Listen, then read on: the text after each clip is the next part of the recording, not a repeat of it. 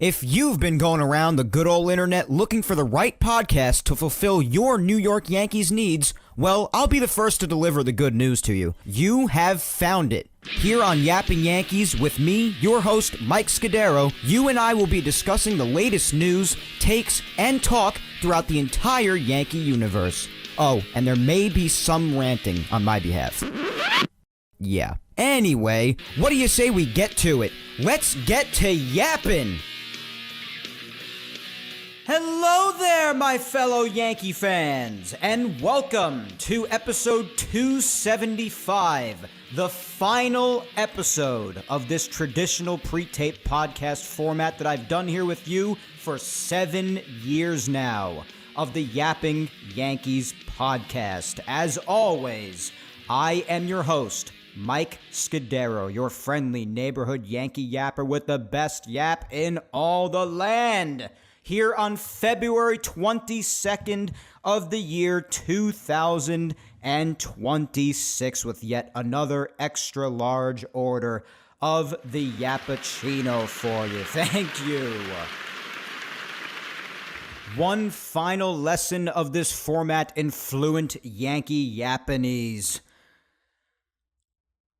Well, guys, what do we even say? We made it. We have made it here.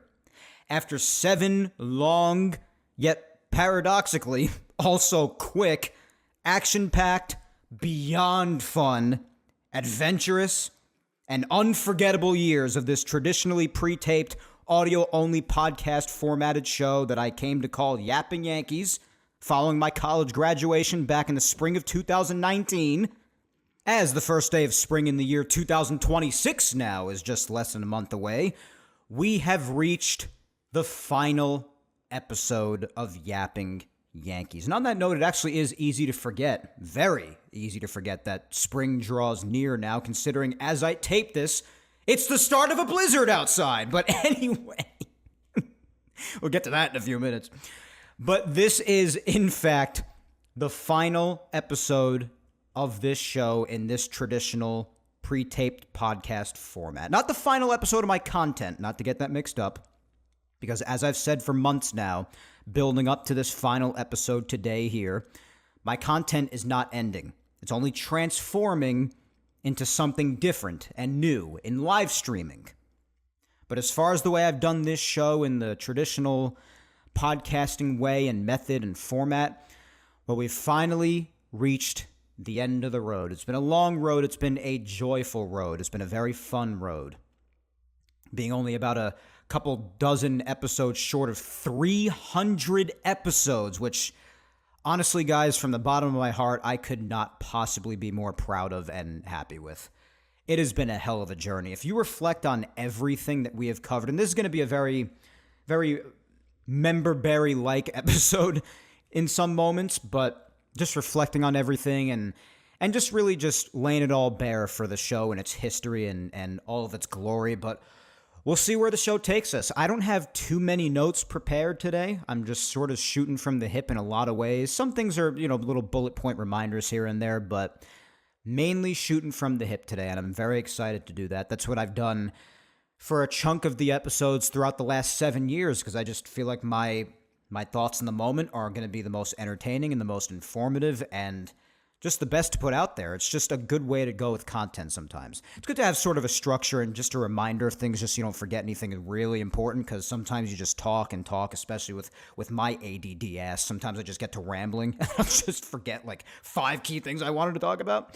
But I have seen throughout all the years that I've done content, even going back to college over 10 years ago when I started that, sometimes it's just best to shoot from the hip. It's really good. Even in real life, that'll serve you well sometimes, even beyond just content. Hell, I did it for my cousin's best man speech when I was his best man at his wedding last year. So sometimes shooting from the hip just has better results. Sometimes it doesn't. For me, I've found that it does. But that's really all that it is for today. That's the deal mostly. But it has been such a journey that I am so content with. I really am. Especially when I think back to all that we've gotten to do. Especially go back to my college radio days. Just all the times that I've been doing a show in this format Like back in college, I did live shows mostly and live content, which is why I'm excited to get back to sort of the live mindset and the live format of live streaming, which is I'm going to be picking up in the coming weeks. But going back to my college days, I did 2 radio shows, one solo and one with a very good friend of mine that we did together, just based on New York sports, whereas my solo show was just on all sports. As a matter of fact, it was called All Things Sports. So there's that. The OGs remember All Things Sports. The goated show. And then there was the show that I did with my friend, Big Apple Banter, that was about New York sports, hence the title, Big Apple Banter. All right, we get it. But that was that show. I even live broadcasted some basketball games for my school, so that was a lot of fun. So I did a lot of work with that in college, and then I graduated college. And throughout my last semester of school, and I apologize for those who already know these stories that I've said throughout the years, I have seldom mentioned these as episodes go along, because, I mean, what's the need to, constantly repeat this over the years? But occasionally when we'd reminisce a little bit down memory lane, I'd mention these stories and how Yapping Yankees came to be, and even the content I did before this and whatnot. But so for those who are already familiar with this, and just kick your feet up and enjoy the retelling. But for those who don't know, some fun facts about my history. But throughout the last semester of school, I knew that I wanted to keep my content going from what I was doing in college beyond that. And I knew that after school, I was no longer going to be able to broadcast on the school's radio station. I wasn't going to be doing the basketball games anymore. So I knew I wanted to keep the content going. So right before my final semester, from basically the winter of 2018 going into the spring of 2019, my final semester, I was telling myself, I was like, I want to start a podcast. That's definitely the best avenue to go if you want to keep your content going. College taught me how to put together my own show, produce my own show, broadcast my own show, promote it, edit it, all these things, all these great talents I want to continue doing after I'm done with school. So I was like, I'm going to start a podcast. And I knew that although I could be good at talking all the sports if I wanted to, or if I really put myself to it, I always know what my big passion is, and that's the Yankees. I can definitely talk all of baseball too, at the very least, but the Yankees are my main passion, and I knew that I would have the most fun if I did a show specifically surrounding and focusing on them. And there have been times where I'll randomly bring up, just for a short time, some other topics throughout this, like my personal life, or I've already said that I'm a big Star Wars fan, hence all the friggin' Star Wars sound effects, and how big of an anime fan I am. Unless you guys understand Japanese out there, I never planned on incorporating any anime sound effects, but I don't watch English dub, so there's that. Anyway, there's other shows or subjects I'm interested in that I mentioned briefly at times, like WWE in the past, or I have my Cobra Kai sound effects, and just a lot of things. But yeah, sometimes I'll bring up some other topics that have my interest in my personal life at times, but really it's the Yankees that I wanted to talk in depth about almost every single week. It was every single week for a while before bi-weekly was introduced during the off-season and whatnot, and then in 2025, because of how much I had going on in my personal life, it was pretty inconsistent for the first time ever. But this off-season, we've got a lot more consistency back. It has been every other week for months now. It has been good consistency all the way through to spring training starting now, which we will also talk about later. So much to get through. But I knew that this is what I wanted to do when I was getting ready to finish college.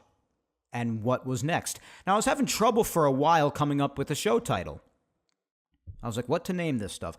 And now the interesting thing is, a little fun fact about myself, just for those who don't know, as good as some may say I am at doing this show or just doing content in general, there is one thing that I struggle with in regards to content.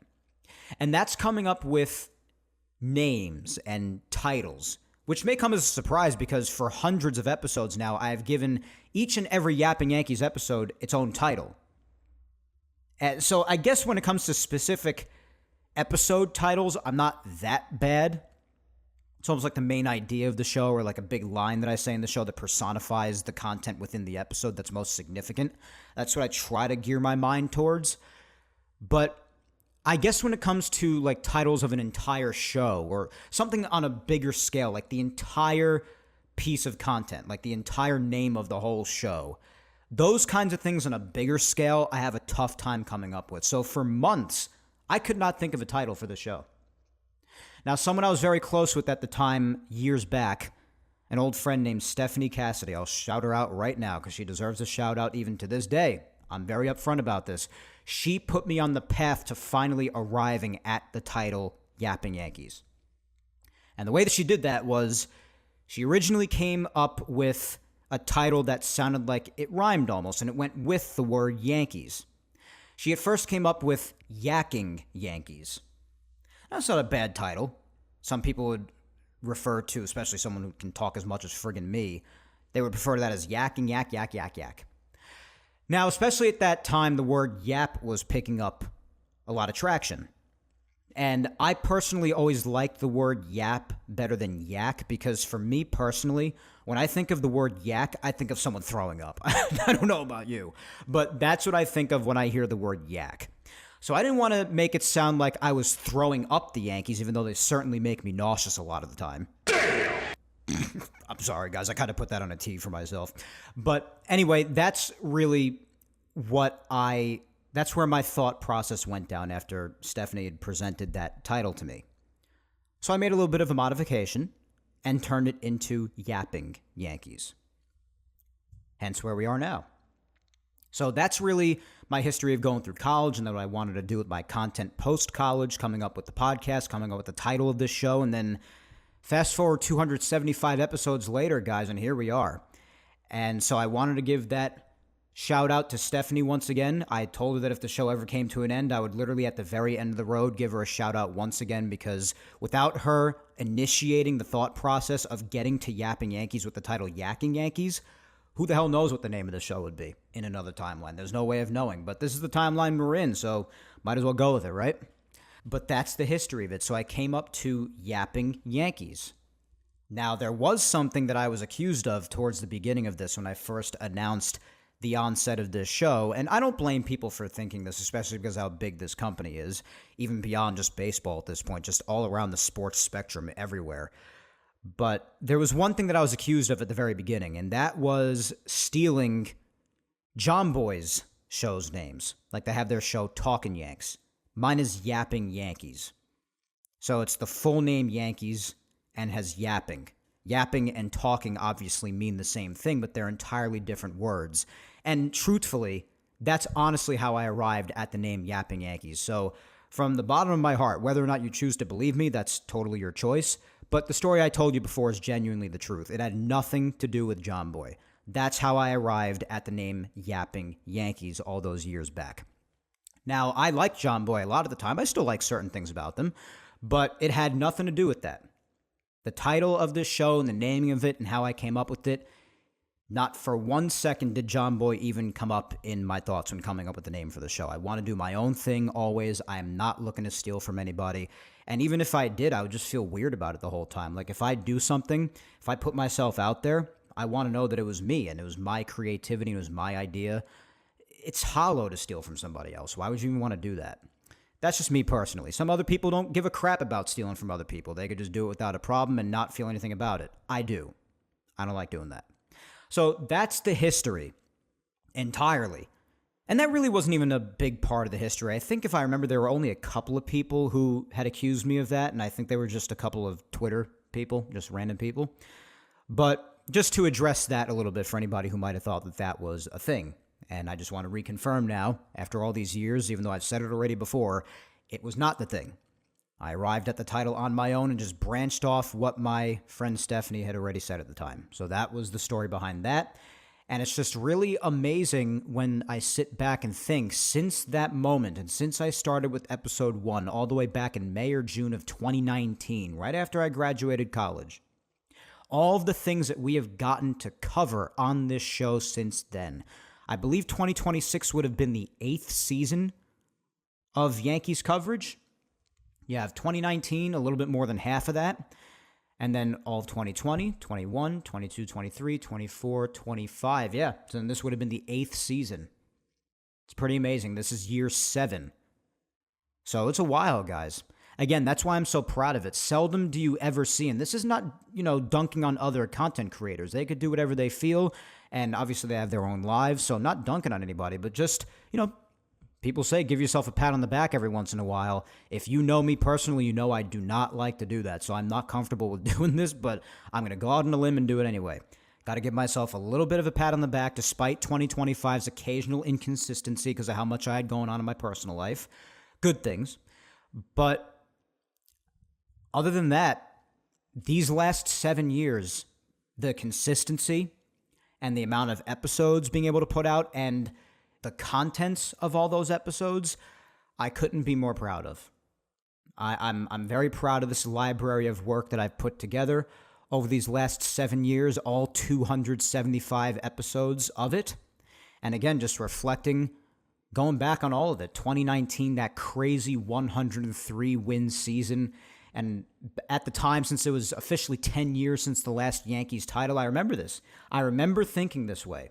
I was still like so superstitious. There are a couple of superstitious things about me even now, but especially then. I remember it's been 10 years since the last Yankee title. It's exactly a decade, and they finished the season with the exact same amount of wins that they did in 2009 with 103, and they were steamrolling through the playoffs, and they arrived at the Astros again, but then that obviously came short, thanks to Aroldis Chapman and so many other things. But all that craziness leading up to that ultimate heartbreak, right after DJ LeMahieu had just single-handedly given me one of the most epic home runs I had ever witnessed to tie the game late, and then oh my God, painful stuff. That's really what these last 7 years of the show has given. So many joyful moments, but my God, the heartbreak too. God. And then the most interesting of all, 2020, the uncovering at that time of the 2017 Astros scandal that had affected teams like the Yankees, the Dodgers, and so many others on the way to the playoffs and throughout the playoffs and even the World Series against the Dodgers, the whole 9 yards, the exposing of all of that, going through all of the players' union and owners' drama with baseball being gone and dealing with COVID, and oh my God almighty. I cannot believe I actually got to cover that in real time on this show. And that was it was less than a year after I started this podcast. And oh my God. It's insane thinking about all that. And then 2021, dealing with the Yankee team back to 2020. Screw that. Yeah, we're not even done with that. And we get baseball back. And following all of the weird reports about what kind of season they were going to play, the 60 games, how nobody was going to be in the ballpark. They were filtering in crowd noise and putting these things of people, these like cardboard cutouts of people in seats. Or just doing it with the graphics on the television broadcast, like putting like the heads in the seats, almost like you're watching an old style Major League Baseball game, like an old copy of the show or something. Oh my God, it's so crazy. And the playoff format with all the wild cards they were doing leading up to that, like how many teams are going to get seeds into the playoffs and how all that ended, that crazy ALDS with the Yankees and the Rays. And oh my God, the J Happ drama. I remember all of it like it was yesterday. Dead ass. It's crazy. So that ended another heartbreak. Yankees and Rays went 5 and the Yankees ended up losing. Stanton had a hell of a round and it was just a crazy series. Dodgers end up winning that one with all that controversy. Oh, do we consider it a real title or not? And then after all that happened, 2021 comes in, and now they're talking about having limited crowds, still filtering in a little bit of noise, possibly like how close people are going to be able to sit near each other in the stadium because the crowds are going to be spread out. And you had the Yankee team that was pretty irritating that year. I think they had barely cracked 90 wins, and they went into the playoffs, one-game wild card against the Red Sox, and just got their asses kicked. So that sucked. That really, really sucked. Then 2022 came around, and this was really the first season where it started the trend of like the Yankees starting out a season in such kick-ass fashion. Then somewhere in like the early summer into the midsummer, just like crippling levels of humiliating gameplay. And like from that point, what was a 120 win pace became like barely 95 because they had crashed down to earth so hard. And forget about all the injuries in between with all of these people I'm talking about. Next man up squad in 2019, and then all the injuries that followed even up to 2022, which is what I'm talking about now. Just the injuries. Oh, my God. Oh, my God! Relatable, Joseph Joestar. But, so that was going on, and they crashed down to earth and then finished strong, and they managed their way back to the ALCS for the first time since their crippling defeat against the Astros in 2019. And who was their opponent once again? The Astros. This is where the fun begins. It was not, in fact, where the fun would begin, Anakin, because that round ended up with the Yankees getting their asses swept right out of their own stadium. Oh, no! Yeah, so that was complete ass. Then 2023 comes around, and you want to talk about injuries. Well, how about the one that kept Aaron Judge out for months after the freak show in L.A. with that friggin' little wall right above the ground, right in front of the bullpen? So that happened. Aaron Judge messes up his foot and everything, falls through the gate, and it was just a mess. Just a mess. So misses a while because of that, and the Yankees just tumbled. I mean, when you have players like Willie Calhoun hitting around the cleanup spot, I think you know where that season's headed. So ultimately, the Yankees didn't even make the playoffs that year. And even in just about 105 games only, Judge still managed to just come up short of 40 home runs, just to tell you what kind of pace he was going on to sort of match his 2022, which can't believe I forgot to friggin' mention that just now. See what happens when you ramble? 2022, despite how disgracefully that ended. How about Judge friggin' passing Maris for the American League single-season home run record? Give me a hell yeah! There you go, Stone Cold. One of the best friggin' moments of my life. So, he was really on that pace. Even with that injury, to do that or come close to that once again, had he played a full season in 23. But that went the way it went. That stunk. So, that was the first season since I had started Yapping Yankees at the time, and the only one even up to now where the Yankees didn't make the playoffs. So that was interesting to cope with, with the content. Then 2024 comes around. You want to talk about an adventurous season from the winter. The Yankees trading for Juan Soto along with Trent Grisham. How about that friggin' frenzy I got to cover on this show? Getting Juan Soto, holy crapola. Holy crap! There you go, Frank Barone. Everybody's making an appearance right now. That's what I like to hear. But all that craziness and just daydreaming about what was going to happen in 24 with Judge and Soto being in the same lineup. Oh my God, how crazy it was. And this is just coming off of all this stuff happening year after year. 2022, Judge setting the single-season American League home run record. Cole just coming off of a Cy Young Award in 23, despite that being a lost season. Still some big positivity there with the Yankees ace winning a Cy Young for the first time, finally.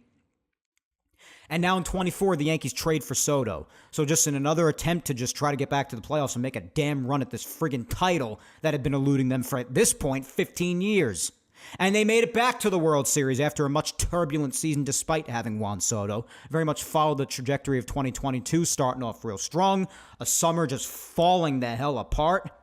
But then finishing pretty strong and then making their way all the way to the World Series. It was a bit of a weaker American League there, with having to beat the Royals and the Guardians, and they make their way back to the World Series thanks to Juan Soto majorly himself, that massive home run in Cleveland at the end of the CS there.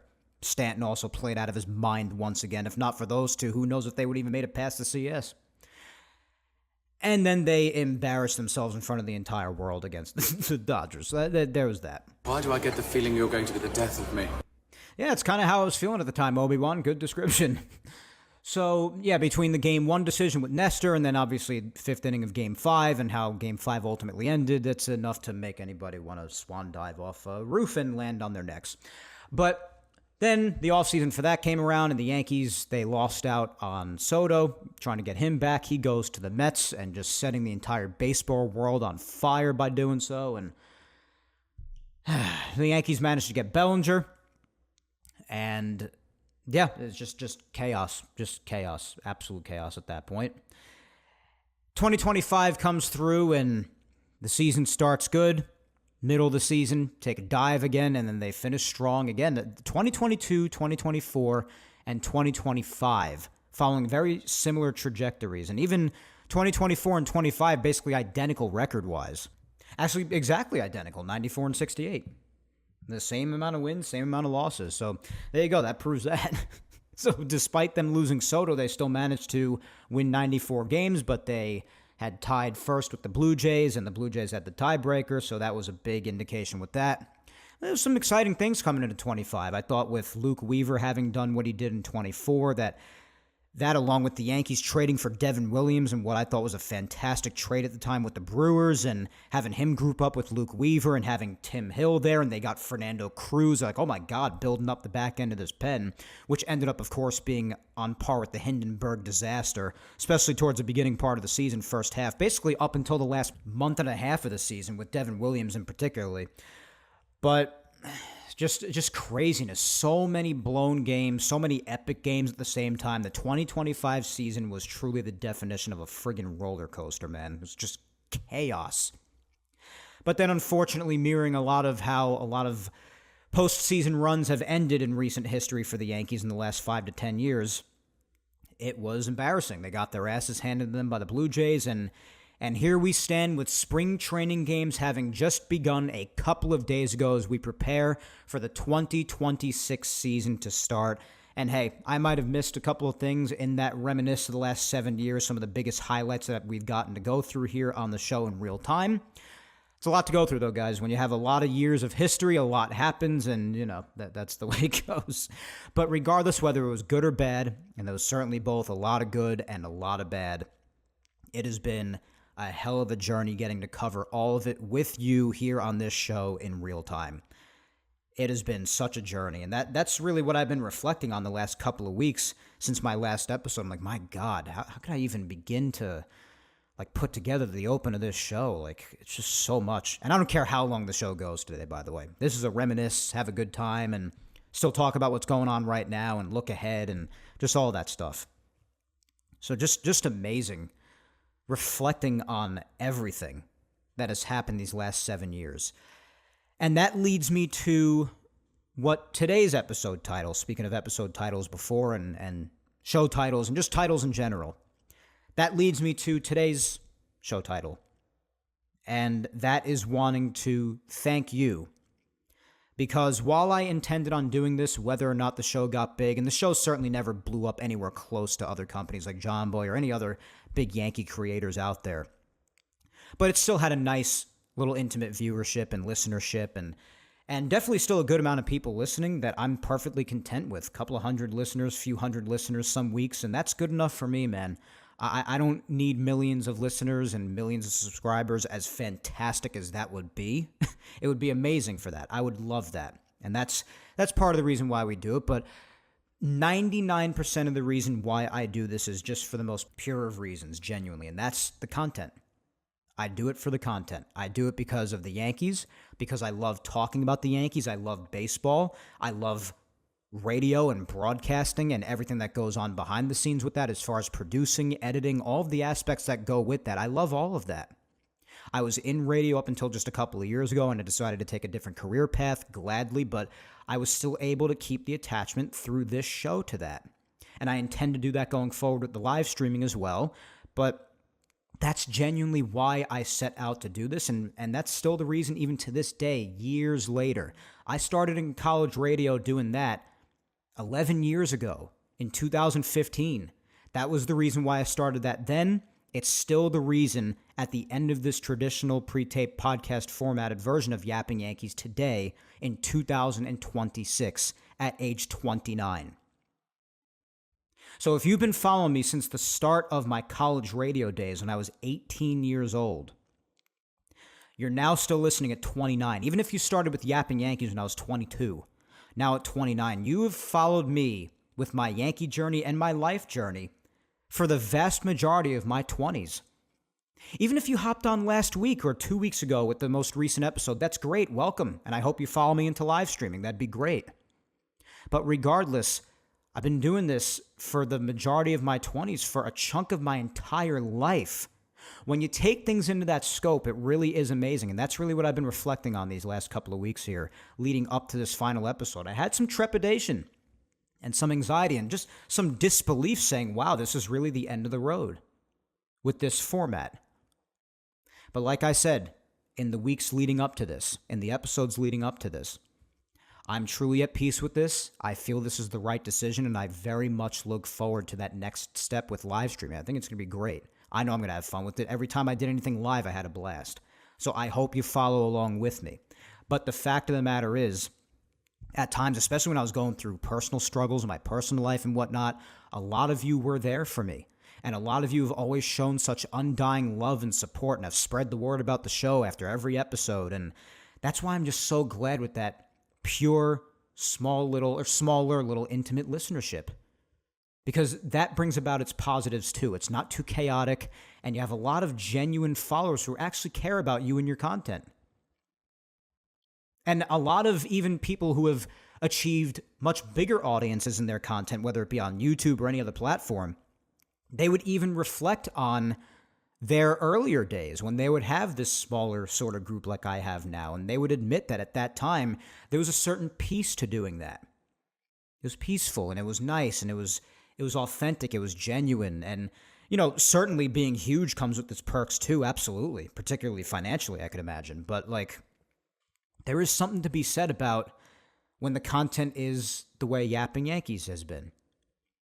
And yeah, there have been some episodes that have come close to like 1,000 listeners, or, you know, and my YouTube channel, it's gotten close to 500 subscribers at one point. It's been a little bit more than the 400 it's at now. But so it's not nobody being here. I certainly still have a decent listenership, one that I'm very proud of and happy with, but never got massive, and that's okay. Because again, the reason for the content was the content. That was the reason for it. You do it for the passion that you have. And if the numbers and even money follows afterwards, great. If it doesn't, great. It's whatever. Maybe that'll happen when I transition to live stream. Maybe that's when that'll finally happen. Who knows? But the fact of the matter is that's the reason I do this. And a lot of the time, it was mainly because you guys were pushing me forward. And I've had my self-confidence issues. I do in every facet of my life, but especially with my content. Sometimes I doubt myself. And I ask people, oh, what do you think with this? What do you think with that? A lot of the time, people push you. And that's part of life. That's part of life. Sometimes people have to encourage you and reassure you that you're doing a good thing, doing the right thing, and that this piece of content's good to do.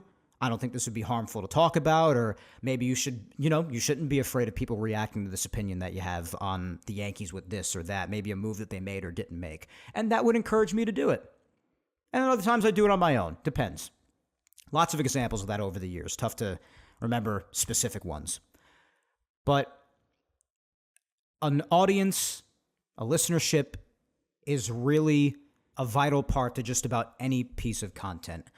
And I cannot begin to put into words any more than I could have years ago, especially now at the end of the road here with this format, how much I appreciate every single one of you out there. Again, whether you're an OG or you just started following a couple episodes ago, over 270 episodes in, regardless of who you are, I cannot thank you enough for being with me on this awesome journey. And again, I hope you follow me into the live streaming.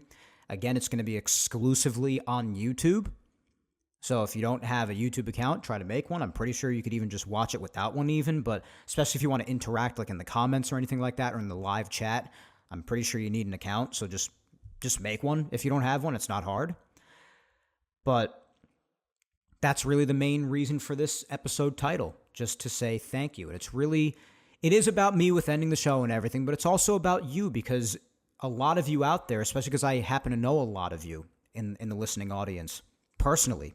Many of you I've met in person more than once. I just really want to make it about you too, because you're a part of this. You're a part of the Yapping Yankees family. And you're a part of the family of just my content period, because that'll continue into my live streaming. It's not only Yapping Yankees, but it has been for 7 years, and you've been along for a lot of the ride, and I can't thank you enough. So that's also mainly why I named the episode what I did today. I felt like it was a nice, tranquil, fitting title that I was really content with doing for the final episode. Nice and simple, to the point, and meaningful as well. So that's the reason for that. But that's just a lot of thoughts that have gone through my head these last couple of weeks, guys. Lots of thoughts running through my head, just like leading up to the final episode. Anytime you're wrapping anything big up, you're like, oh my gosh, like, how am I going to do this? It's just like you get in your own head. You're like, this is the last episode of something I've been doing for years. How could I possibly do this? Well, taking my best crack at it, so I hope it's good. I hope you're enjoying so far. So that's that. That's my open. 35 minutes plus later. So just some thoughts, reminisce, and just get ready to do today's episode, because there's a lot more I want to hit on. We got a lot to do today. And I would have it no other way for the final episode of this format. Now, speaking of episodes of this format, there was another announcement I wanted to make regarding episodes that are already out. And in that, because I will be keeping you posted on this as well on my social medias, I want to do another shameless plug before I get into this announcement. So my Facebook fan page, in case you don't follow me on there, Mike Scudero NY is the handle on there. My Twitter or X, which as I always say is the best place for you to follow me. That's always the place where I'm posting my up-to-minute updates on my content, my personal life, whatever it may be. Follow me on there, especially at Mike Scudero. That's my Twitter handle or X handle, whatever the hell you want to call it. MikeScudiero at Mike Scudero. And then my Instagram handle, where I'll also post some updates on my story sometimes. It's Mike Scuds 97. MikeScuds 97. So go follow me on there as well. But, and I will be putting a reminder up there at some point regarding this, but just another update regarding episodes on the subject of that. In case you're wondering, since I am transitioning to live streaming, if you're wondering, well, if I want to listen back to Yapping Yankees at any point, like, are we just going to lose those episodes? The update is that all 275 episodes of Yapping Yankees are not going anywhere. Yay! There you go, Gojo, joining the chat here.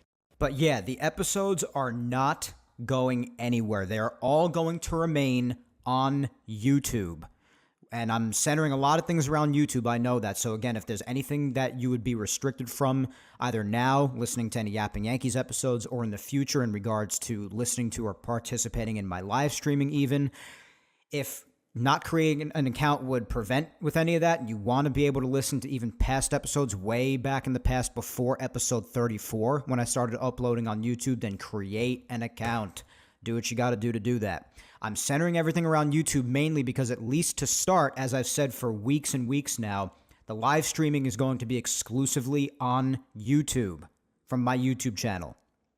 So that's the way that's going to be. They're all going to be found on YouTube. Now, regarding the episodes that were pre-YouTube, because again, as I said at the end of every episode when I remind you where you could listen and everything, and as I just said a minute ago, I did not start uploading Yapping Yankees to YouTube until episode 34.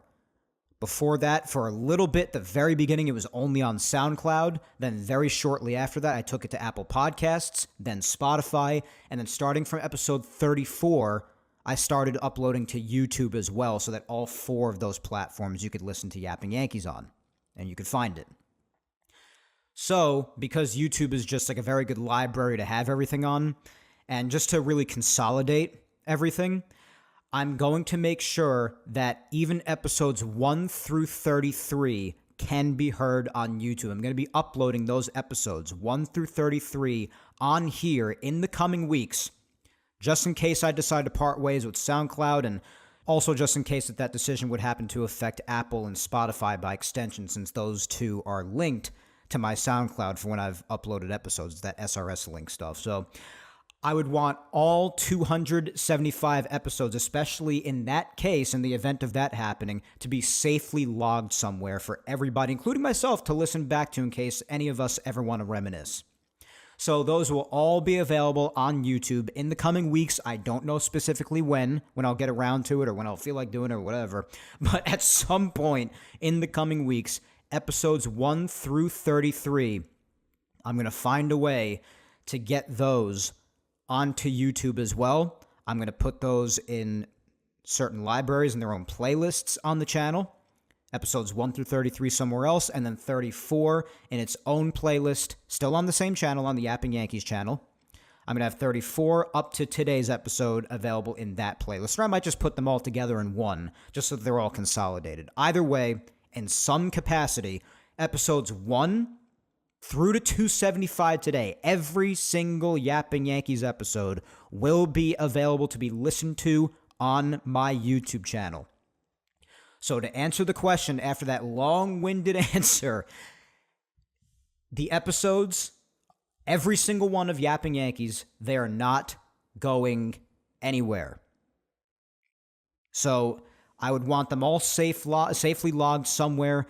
And again, the choice to make that happen on YouTube is mainly because that's going to be where I begin my live streaming anyway, at least to start. I don't know if it's going to also branch off to other platforms once it goes well into it, or if it spreads like a wildfire and gets big, or, just wherever it takes me from that point forward. But it's at least going to be starting on YouTube. So I want everything consolidated to my YouTube channel, especially since that's where I'm going to be at least starting my live streaming. So you're going to be able to see my live streaming on my YouTube channel, and you will also be able to listen back to any past Yapping Yankees episode you may want to listen back to. So because of the fact that I didn't start uploading to YouTube until episode 34 all those years ago, those are the actions I'm going to be taking in order to consolidate everything onto the YouTube channel. And, I probably should have just put 1 through 33, just uploaded it all to YouTube right before I did 34, so there wouldn't be any problems like this ultimately here at the end.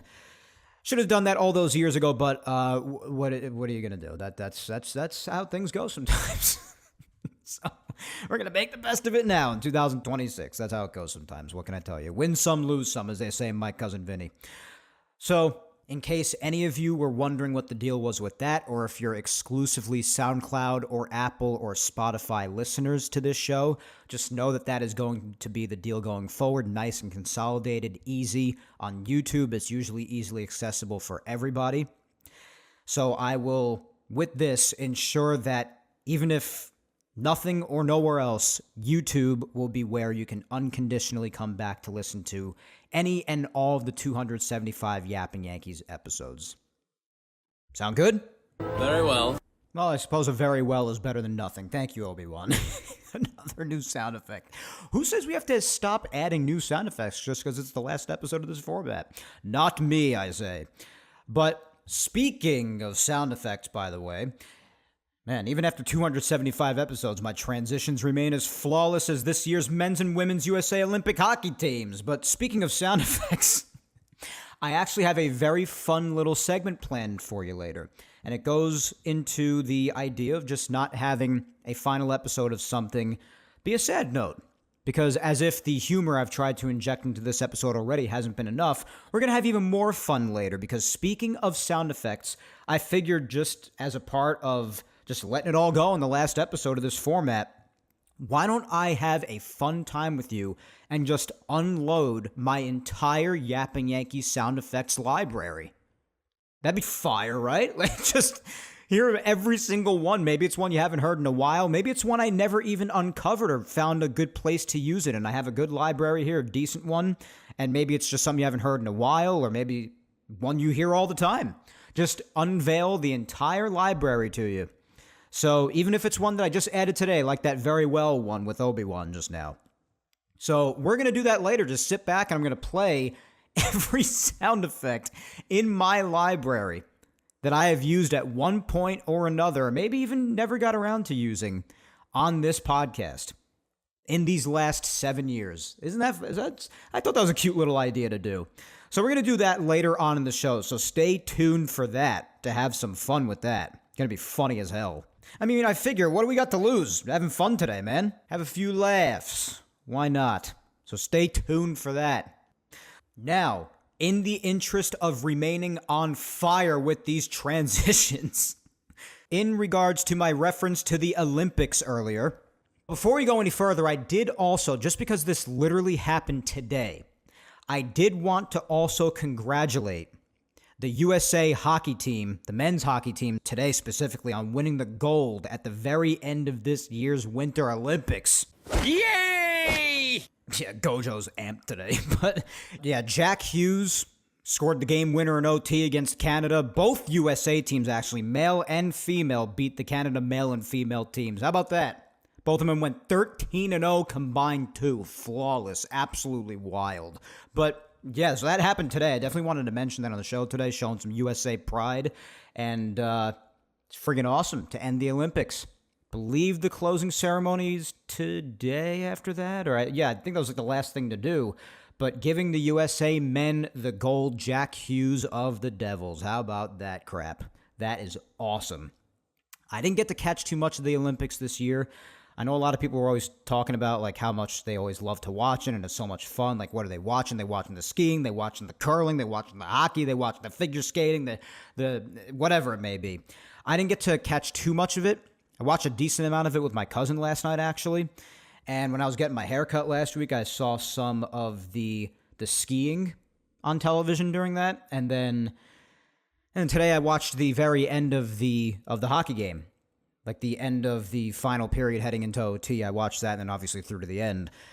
So that was just awesome. So I didn't get to catch too much of it, but got to catch a little bit of it. I hope the next time it's on, the next time it'll be in a couple of years, the Summer Olympics, I'll try to watch some more. But it was definitely great to catch that ending to the Olympics. Talk about the ultimate cherry on top of the cake. If I had to watch none of the other stuff and only catch that today, I would have been perfectly content with that. So I am cool with that. Absolutely friggin' awesome as far as the ending to the Olympics today. Just wanted to briefly mention that since it had just happened this morning. So Olympics wrapped up in Italia.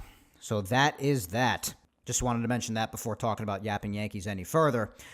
But next on the docket for today's final show, why don't we actually get into some talk here with spring training having finally begun. Definitely worthy of another applause. Spring training finally started just a couple of days ago on the 20th, with the Yankees having opened up against the Orioles at their spring training park, in Baltimore Spring Training Park, that is. The Yankees did lose 2-0 in that game. The offense was dead quiet. Obviously not the lineup at full strength, of course, but got some good pitching, though. It's good to see some of that. So although there was nothing to speak of with the Yankee bats, the pitching, we got to see some decent pitching from Elmer Rodriguez, one of the top arms in the Yankee system we've been hearing about for a couple of years now. So 3 scoreless innings pitched there. Got to see a little bit of Jake Bird. Now, after the Yankees acquired him at the trade deadline as well, I'm not sure how he's going to be used on the Major League roster, if at all, this time around, because they demoted him almost immediately upon trading for him when they got him. So that was definitely interesting. But we'll see if he has any impact on the Major League team this year in 2026. And then yesterday they had the humongous game against the Tigers, which we'll get to in a second. And then today they actually hosted the Mets at GMS. They fell 6-4. Not much offense to speak of. Pitching was not great. But nonetheless, baseball is back on our televisions. That is the point. It's not so we could get all fired up about exhibition games that don't even count as of yet, but just to be happy that after months of nothingness, not seeing baseball on our TVs, it is officially back. And the funny thing is, especially if you live in the Northeast like I do here in New York, funny thing is, you have reminders being constantly thrown your way, whether it's baseball being back on your television, or maybe even just yesterday, it being sunny and 50 degrees, just being very nice out, maybe even putting you in the feel, if you weren't looking at the weather forecast at least and already knew it was coming, that maybe we're going to be getting, despite what the groundhog said with his shadow, an early spring. Maybe the warm weather will be heading in a little bit early, and maybe we'll just get our way out of what has been, I would say, especially in light of what's going on right now, probably the worst winter in anywhere from 10 to 20 years, at least, hands down. But you would think that despite all that, we're going to be getting ready for an early spring. But now, as I watched a baseball game in the sunshine on my television earlier today, the stark contrast outside of my window was staggering, because what I looked at was more snowfall, marking the beginning of a blizzard.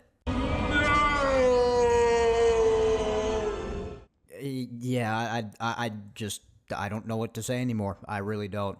We are less than a week away from March at this point.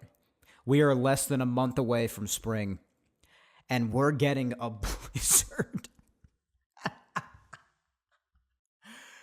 Oh my God, I'm gonna crash the hell out, bro. I swear to God, I'm gonna crash out. I'm sick of this. All of you know, especially if you know me well, that I am a D1 winter and cold hater. I cannot stand it.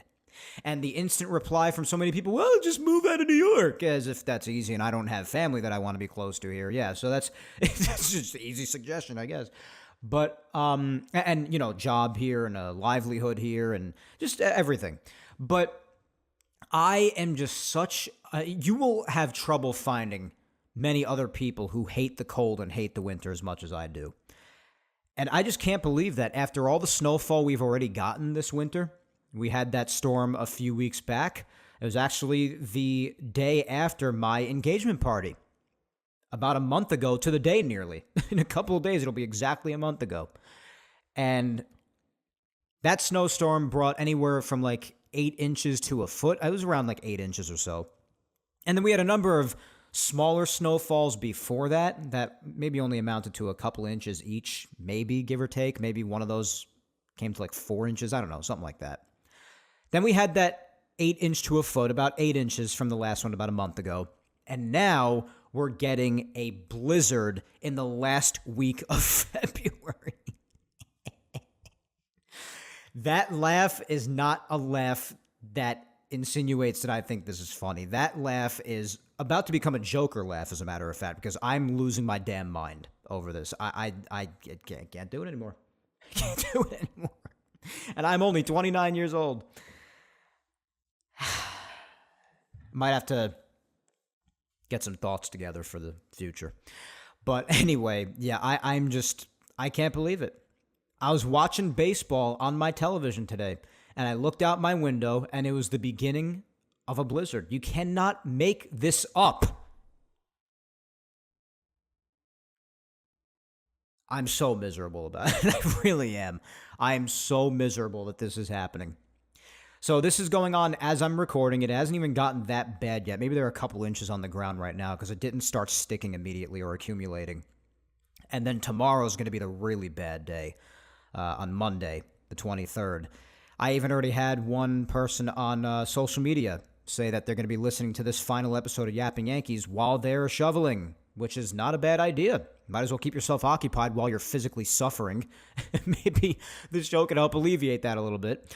But yeah, I'm just in utter disbelief. The amount of snowfall, especially after this is said and done, that we will have gotten in total since the beginning of this winter, along with the frigid temperatures of not even reaching freezing, 32 Fahrenheit for what was it?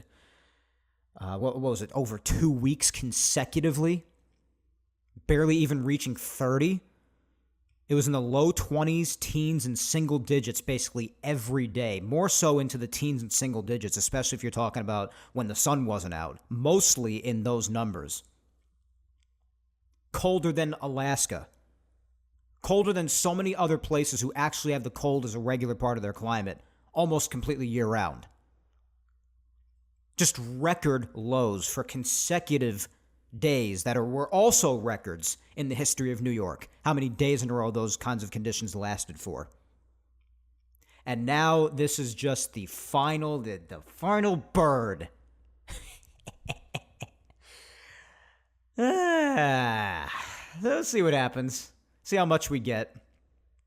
Some meteorologists have said that we might even get close to like a foot and a half or two. I don't know. We're going to have to wait and see. I am just at peak misery over it, though. Everyone's like, yeah, you'll get off from work tomorrow. Yeah, that's great. I'd rather be at work than deal with this. And I actually like my job anyway, which I'm very lucky to say, very fortunate to say. I know that. But I actually enjoy my job, so I would thankfully be at work rather than deal with this demon white crap outside that will probably snow in my car and not even allow me to leave tomorrow as it is. So, God, I'm praying that this gives us the summer that we deserve in 2026. I'm just hoping that this doesn't just result in lingering cold into early June like it's tended to do for so many years now. Or that most of June doesn't rain like it has. And that it doesn't just go blasts up to 100 degrees for 3 weeks and then it's chilly for August and then just slowly fades out into an early fall. I'm sick of those summers, man. I'm sick of them. Now that we're actually paying the biggest price in a winter in a very long time, I would hope we get one of the best summers in a very long time. Just as sort of like good karma. I don't know. I'm desperate at this point. We've already had snow on the ground for a month consecutively, and now we're going to have it for even longer with this blizzard snowfall. So I'm just, I just hope we don't lose power also. Because that's just, especially in cold, that is just nightmare fuel. So I don't know. So, like I said earlier in the show, very easy to forget that spring actually isn't too far away. And that we're actually going to be turning the clocks ahead in a couple of weekends as well. That's not far away either. So it'll start to get darker even later than it already has. Like we start to notice in February, hey, it's still a little light out past 5:30 now. Well, it'll be even later once the clocks turn ahead as always. And that's not far away. But again, it's very easy to forget that it's not far away because look what's going on right now. So just have to get that out of my system a little bit, not to bring down the mood at all. But I hope you guys who love the winter are at least happy. Only I've spoken to some people who I know in my personal life who don't really hate the winter. They like the cold, they enjoy the snow, and even they're miserable. I don't want to hear you bitching in the summer, you understand? I don't want to hear it at all. Keep your face glued to the side of the AC and shut your mouth. So, listen, despite that, I'm trying to just remind myself that times are good after all since spring training has officially begun. Lots of fun stuff going on. Like I said, 3 games. Just wanted to go through them real quick and celebrate a few things that we saw. But yeah, on Friday, not too much happened. I didn't really keep up too much with this game as it was because I was at work while it was going on. But it was good to see some decent display of pitching for about half the game or so. And it was only a 2-run shot, giving up a mammoth shot to Pete Alonso, new Oriole from the Mets, like we talked about earlier in the offseason. Crazy to see. Well, a nice little introduction to that in the very first day of spring training. Welcome to the AL East, Pete Alonso. Take the Yankees deep in an exhibition game, why don't you? So that happened, and those are the only 2 runs the Orioles scored. Yankees fell 2-0. And then the next day, the Yankees scored 20 runs. Yeah, if that's not the most Yankee thing you've seen, I don't really know what is, because I mean, that's the Yankees for you. That's them. No runs one day, and yes, I know it's exhibition. Stop complaining. I'm not complaining. I'm just making a joke based off reality. But no runs, and the next day 20 runs. And I know the lineup was different. Again, try not to take it too seriously, okay? Why don't you try laughing for once in your life if you're one of those sensitive people out there? Just have to say that because there are way too many of those people in today's world. But anyway, 20 runs the next day. A couple of sound effects, actually. And I'm glad that on the last episode I could actually end off this format of Yapping Yankees by bringing back some good old in-the-moment, in the past week Yankees clips and play them on the show. Since my final episode is right at the onset of spring training, so that's pretty cool. The first one I got for you is what happened first in the game to give the Yankees their 3rd run at the time, since the first 2 were driven in on a hard 2-run single by Paulie Goldschmidt, who had a rough game today. But yesterday started off the scoring, and then Spencer Jones, who was in the lineup yesterday.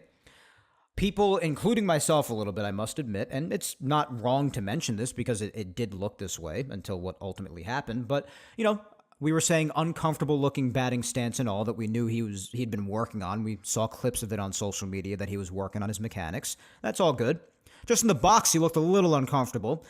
Did have a slight little toe tap where it was an open stance and then his front foot came in and he had he paused, his front foot paused in his big toe, almost like a toe tap, sort of like Ohtani. And David Cohn was actually the first one, interestingly enough, to point that out on the Yankee broadcast. And then we all know his power capabilities, but before we knew it, this happened. I like it. Big time power, long drive to right field. There it goes. See ya. Over everything. A long home run for Jones. And the Yankees lead 3-1. Yeah, and you know what was very interesting about that? Audio and courtesy of the Yes Network, of course, by the way. But you know what was mainly interesting about that was right after that, right out here on Long Island, I actually heard a thump on my roof. So I ran outside to go check if that was actually Spencer Jones's home run ball because my God. Yeah, can you tell I'm trying today? But yeah, good Lord. Did you hear the crack of that bat? Like, I know I always say it, but it cannot be said enough. The sound of bat to ball in spring training is just, it's freaking orgasmic. It just is. It's amazing. The echo that travels around the field in the wide open terrain. Oh my God. I'm just going to clip that little sound again from the hit. Listen to this. Do it again. Oh my God. That is brutal. Sounds like a gunshot. It's great. Oh my gosh. Yeah, so Spencer obliterated that baseball. I don't even think the cameras saw where it came down. I don't know. I don't think anyone knows. But that was absolutely clubbed into right field. Massacred. I mean, if you ever saw No Doubter in your life, that's the thing about Spencer, man. I hope that he isn't held back for longer than he deserves. The Yankees outfield is crammed as it is, and we know that's the whole reason why Jason's going to be starting the season in AAA, which we all know how I feel about that, despite agreeing that he needs everyday at-bats, although I'd rather him get that in the major league level since he's been up here for years now at this point. But that's another story that we've rehashed plenty of times already in the most recent episodes, so won't go through that again. But Spencer right alongside him could end up falling victim to that same thing. And I know he's still got things to work on, like he's still got mechanics that he's still working through, and the strikeouts are definitely a problem, like everybody said. Just strikes out all the time. But along with those strikeouts are numbers that are admittedly very good, and he is a humongous, not only person, but power threat. So he's Aaron Judge from the left side of the plate. He's just got to strike out less. So that's what I hope happens going forward as he continues to develop. But my God, what a force to be reckoned with, right? That kind of power is scary. So very impressive there. And speaking of Aaron Judge, since I just mentioned his name, might as well mention him, Mr. Captain America, hungry for that World Baseball Classic title, leading Team USA after Team USA just did their things in the Olympics hockey. Hoping Aaron Judge can lead the same thing with the WBC USA team. But Mr. Judge, in preparation for the World Baseball Classic that he is constantly mentioning being beyond amped for, on his first spring training game, he happened to have gone yard twice. Take a listen to the first one. Audio and courtesy of the Yes Network once again. Judge, of course, will play for the United States. It's a fly ball to center field and deep. Cruz back, track, wall, and it is gone. A home run for Judge to dead center. A two-run shot. And the Yankees lead 5-2. Get the sound. Oh, my God. People like Jones and Judge and all these mammoth players, when they make that kind of contact, especially in spring training, I can't get enough of that sound, man. Damn. And even Michael Kay was talking about there, the World Baseball Classic, him leading Team USA and everything. And that's also why Judge has been playing more and more, and he's going to continue to play more and more up until the Baseball Classic starts in a couple of weeks, because he wants to be like ramped up and ready to go, and he feels he already mostly is. He was putting in a lot of work before the spring games even began. And I guess with instances like this, you could see that being true, because even today he walked 2 more times, and he had this mammoth game yesterday, so he's looking pretty good just a couple of games in here. And I know there's a couple of games, exhibition games, whatever, but it's looking good for him. And it looked good in his following at bat, too, because very similar looking home run, interestingly enough, to that game-tying shot against the Blue Jays in the playoffs. Last year, he wrapped one around the left field foul pole once again, this time in spring training, here in his next at-bat. Take a listen to this one. Stuff like that, that's when you're crossing the line. Judge hits one deep to left field. Fair, it's gone. And it is gone. Another home run for Judge. A 2-run shot right down the line. and the Yankees pouring it on against the Tigers. Yeah, even that sort of inside-out swing that he had against the Blue Jays with that when he wrapped around the pole in the playoffs. Very similar looking shot here, so Judge is just becoming an even better hitter as if you would think that it's not even possible from one year to the next, but he just continues to get better and better, even on inside pitches like that, getting his hands in and, oh my God, somehow barreling it. It's just crazy, the strength. Just the raw strength and power from these friggin' mammoths like Jones and Judge. My God. So, had 2 home runs there, so thought I'd just play some clips there. Another fun aspect that we've had for years on Yapping Yankees, so I'm glad that in the last episode we got to play some in real-time clips from things that just happened yesterday, so that's pretty cool. And today's game, again, not too much happened. Jose Caballero did hit a solo shot, so that was nice. He was a friggin' bomb out to left field, so that was nice to see. I am rooting so hard for him to succeed at shortstop till Volpe gets back because I don't want them to put Volpe back out there. I've been very vocal about that. I would love nothing more than for Volpe to have made me eat my words at some point in the past, but I've made it more than clear that I personally, and I know who am I, I'm not controlling what the Yankees do, so it's not up to me, but I personally gave up on Volpe a while back, not too long into the 2025 season, let alone what happened going forward after that for the rest of the way. Definitely enough for anybody to give up on him by then, just about, but I mean, if he gets another shot, which the Yankees will probably give him because they're obsessed with him. I don't think there's any other way to really just bluntly say it other than just that. They're obsessed with him. Then I think we'll see him out there eventually. But since I'm personally against it, I hope Caballero goes out there in the meantime and gives them a very good reason to keep Volpe on the bench and just keep playing him. Just keep playing Caballero. Force their hand, bro. Make them play you. I hope so. I mean, we'll see. But that was nice to see, and then just a 3-run homer late in the 8th inning for the Yankees, and they ended up falling 6-4 today. So that's it for now as far as games that have happened. Only 3, and then going forward, you got the Yankees and Pirates tomorrow, Yankees and Blue Jays on Tuesday at Toronto's Park, and the game tomorrow is at the Pirates Park as well. Then the Yankees return to GMS on Wednesday against the Nationals. That game will be televised tomorrow and Tuesday, Monday and Tuesday. Those games will both be on Gotham, but I don't have that app because it's hot garbage, I still contend. So it'll be back on Yes on Wednesday. They'll also be on Yes on Thursday when they take on the Braves at GMS. Then only on Gotham on Friday when they go to the Twins Park. And then they will return back to GMS on Saturday the 28th, last day of February. This game will be on Yes as well against the Blue Jays again. And then next week on the 1st to ring in March, it'll be the Yankees and Phillies at the Phillies Park in Clearwater.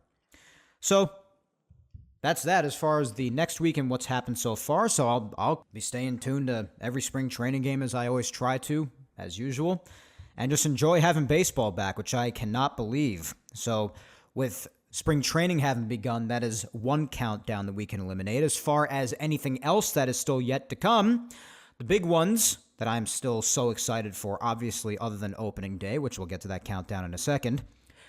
The World Baseball Classic. It is just 10 days away now, which I cannot wait for. March 4th. Cannot come soon enough. I got to figure out how I'm going to stream this thing, but I'm going to figure it out because I'm not missing this action. So I cannot wait for the World Baseball Classic. I'm so amped for it. We've been through the USA team, how sick that's going to be with Skeens and Skubal leading the way with the rotation. Even other guys like Joe Ryan and other studs within the rotation just making things extra exciting for the pitching. The back end of the bullpen being the way that it is with guys like Bednar out there, Mason Miller, Garrett Whitlock. Oh my God, it's going to be freaking nuts. I'm so amped for that, let alone how freaking killer the lineup is. You're going to have guys in the likes of Kyle Schwarber, Bobby Witt Jr., Aaron Judge, Cal Raleigh, Alex Bregman, Byron Buxton, Bryce Harper, Gunnar Henderson, Bryce Terang. Like, oh my God, bro. It's like crazy.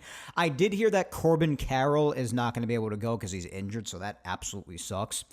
But if you want to talk about how well geared up this Team USA team is still, and even Will Smith is going to be there. I forgot to mention that, too. I mean, they are just it's going to be murder. There are a bunch of other pitchers I didn't even mention that are going to be there, too. It's just going to be freaking wild. I think the USA team is stacked. I mean, so are others, though.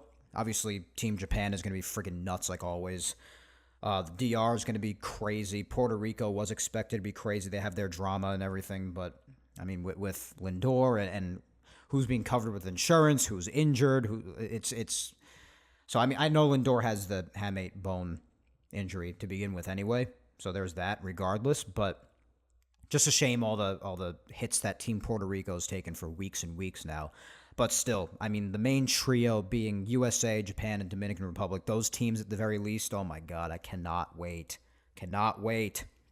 I'm especially keeping my eyes on one person in particular for Japan, and I'm going to be re-mentioning this in just a little bit when I talk about a very big hire that I think the Yankees made a few days ago when I get to Yankees news in just a second.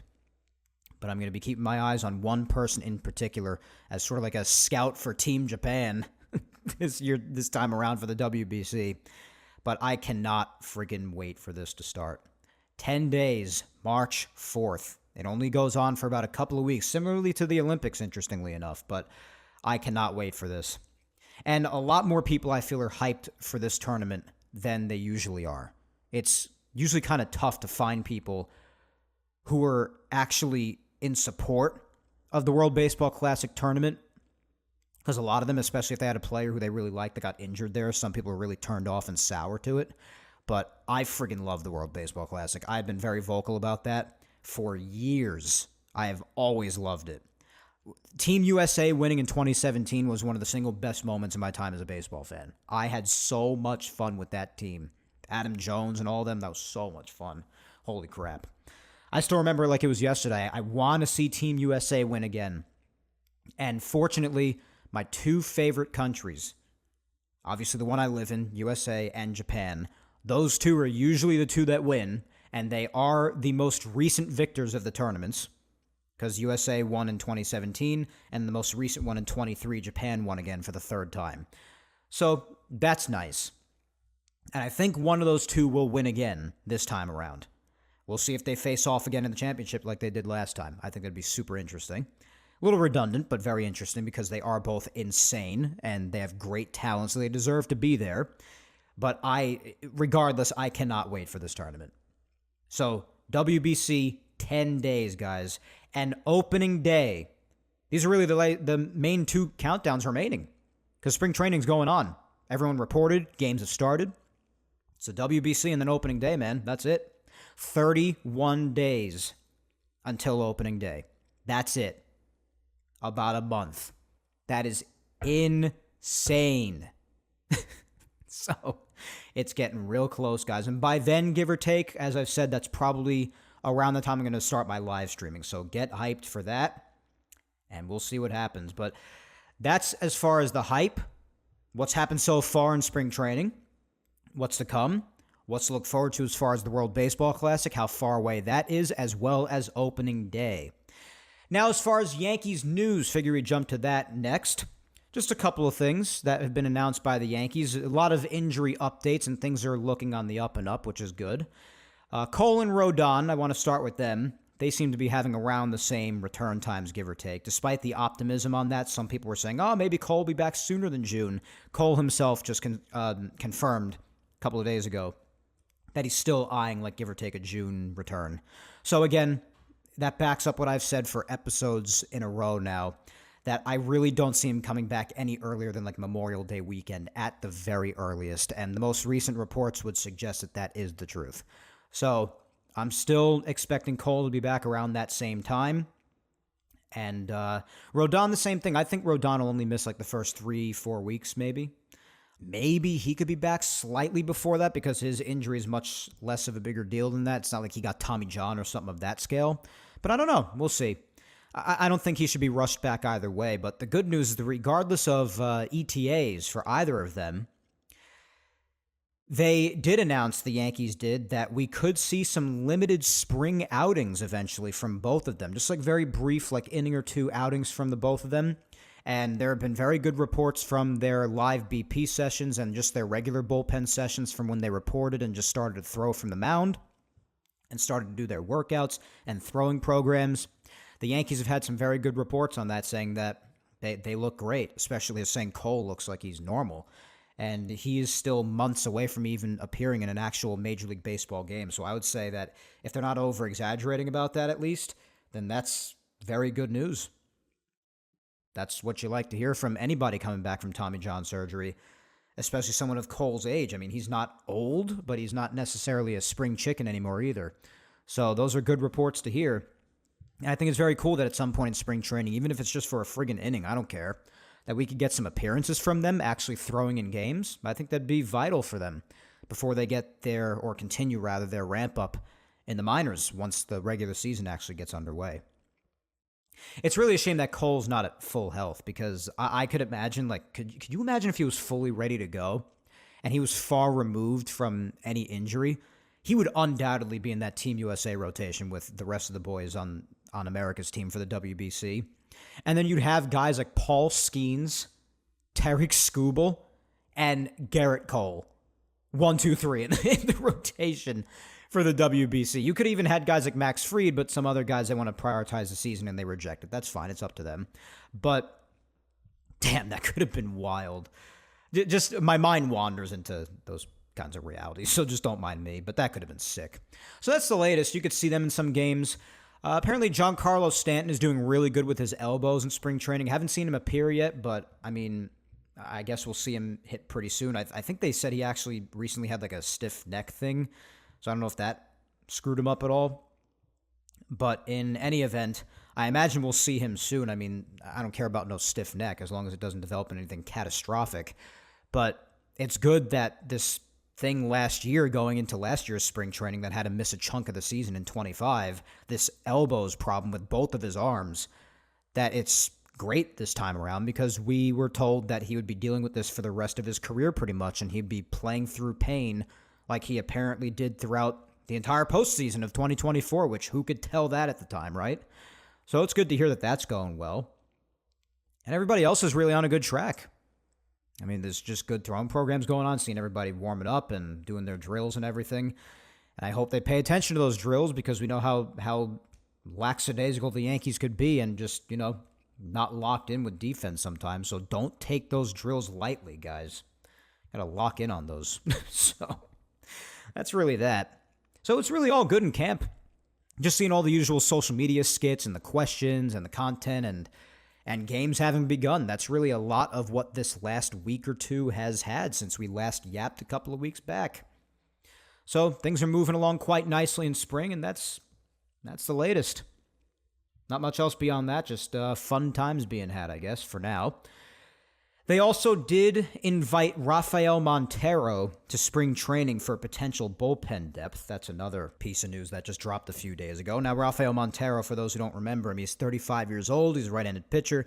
He spent a few years on the Mets, a bunch of years back, going back to 2014 all the way up until I think it was like 2019.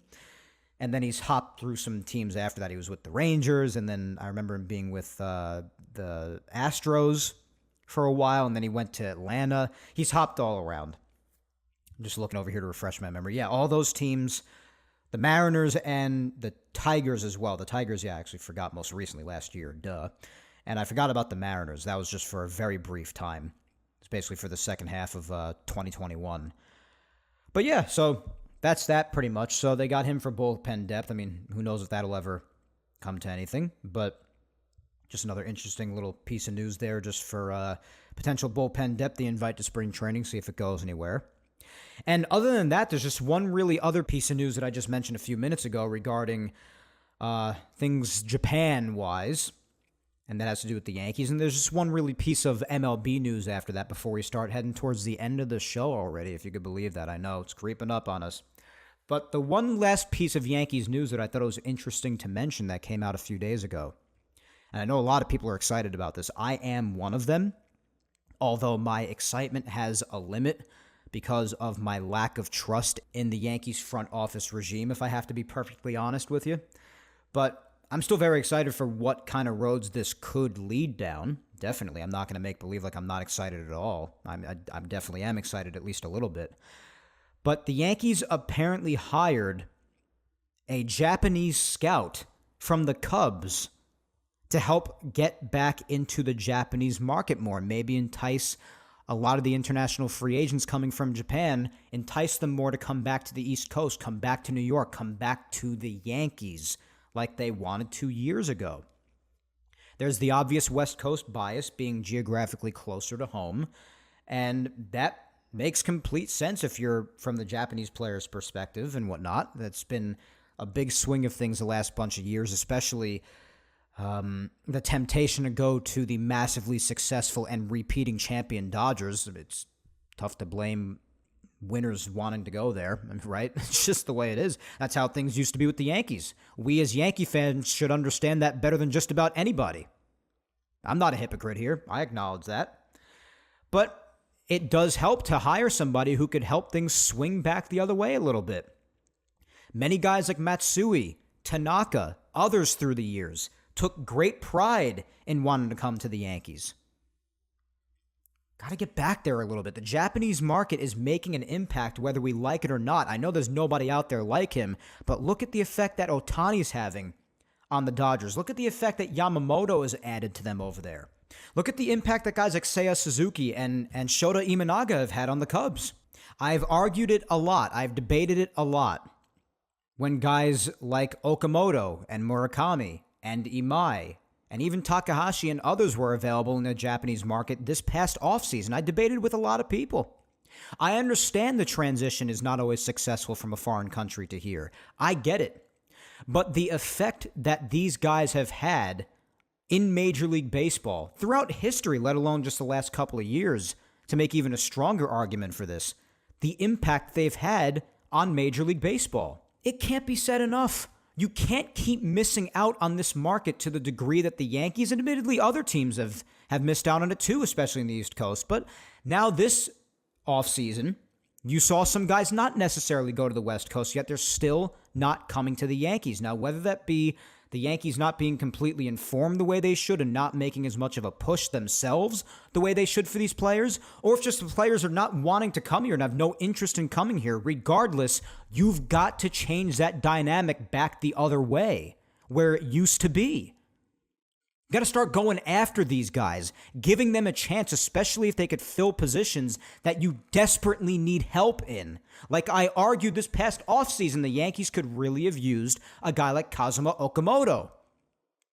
How I thought that people were potentially, and my brother actually was the first to say this, and it's looking like he might be correct, and I hope that he doesn't make too many people eat their words and have those of us who really liked him just suffer.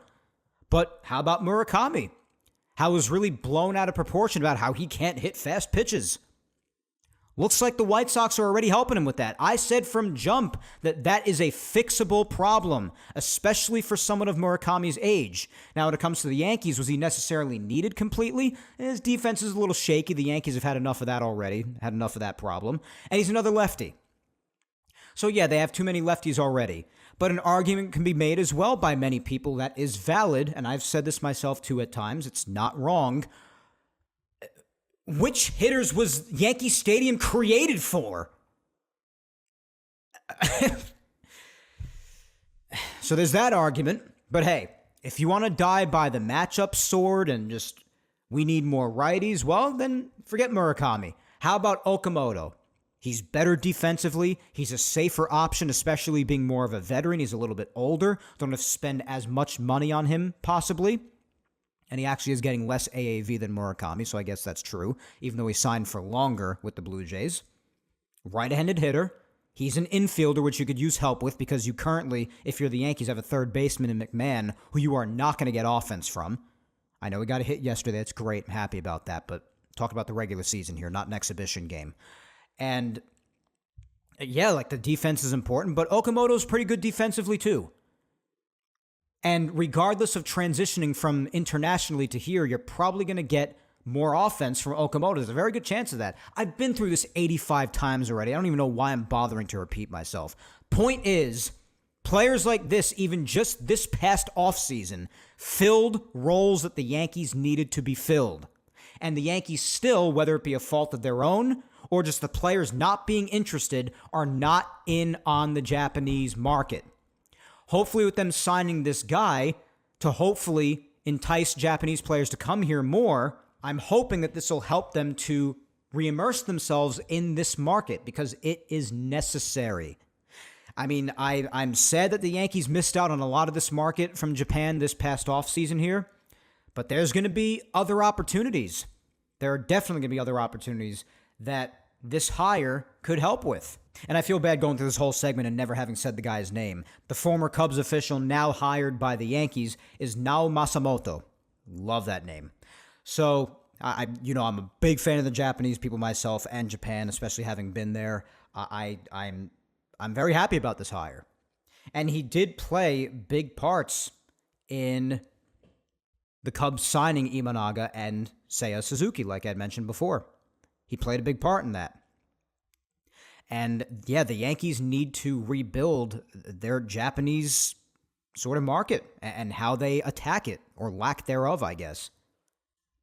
They got to do it. Whether it be going after guys like Murakami, since he's on a short-term deal with the White Sox, if you get him later down the road, or if you even get somebody who's maybe not even hit the international market yet and hasn't been posted, maybe could be posted next year, which is what I alluded to before, and I said there's going to be one person in particular who's going to be drawing a lot of my interest. I don't know if you personally have heard a lot about this guy. He is going to be in the World Baseball Classic playing for Team Japan, so I'm going to be watching him closely. Teruaki Sato. I'm going to be having my eye on Sato big time. And there are a lot of reports out there saying that he is going to be posted next year. He is a third baseman and an outfielder. He is a left-handed hitter, so I know he's a lefty. The Yankees have enough lefties. Listen, if he's got what it takes to make an impact on the Yankees, I don't care what side of the plate he bats from. They have a lefty third baseman right now anyway, so what's the difference? And even if you want to be like, oh, but I thought you wanted a righty.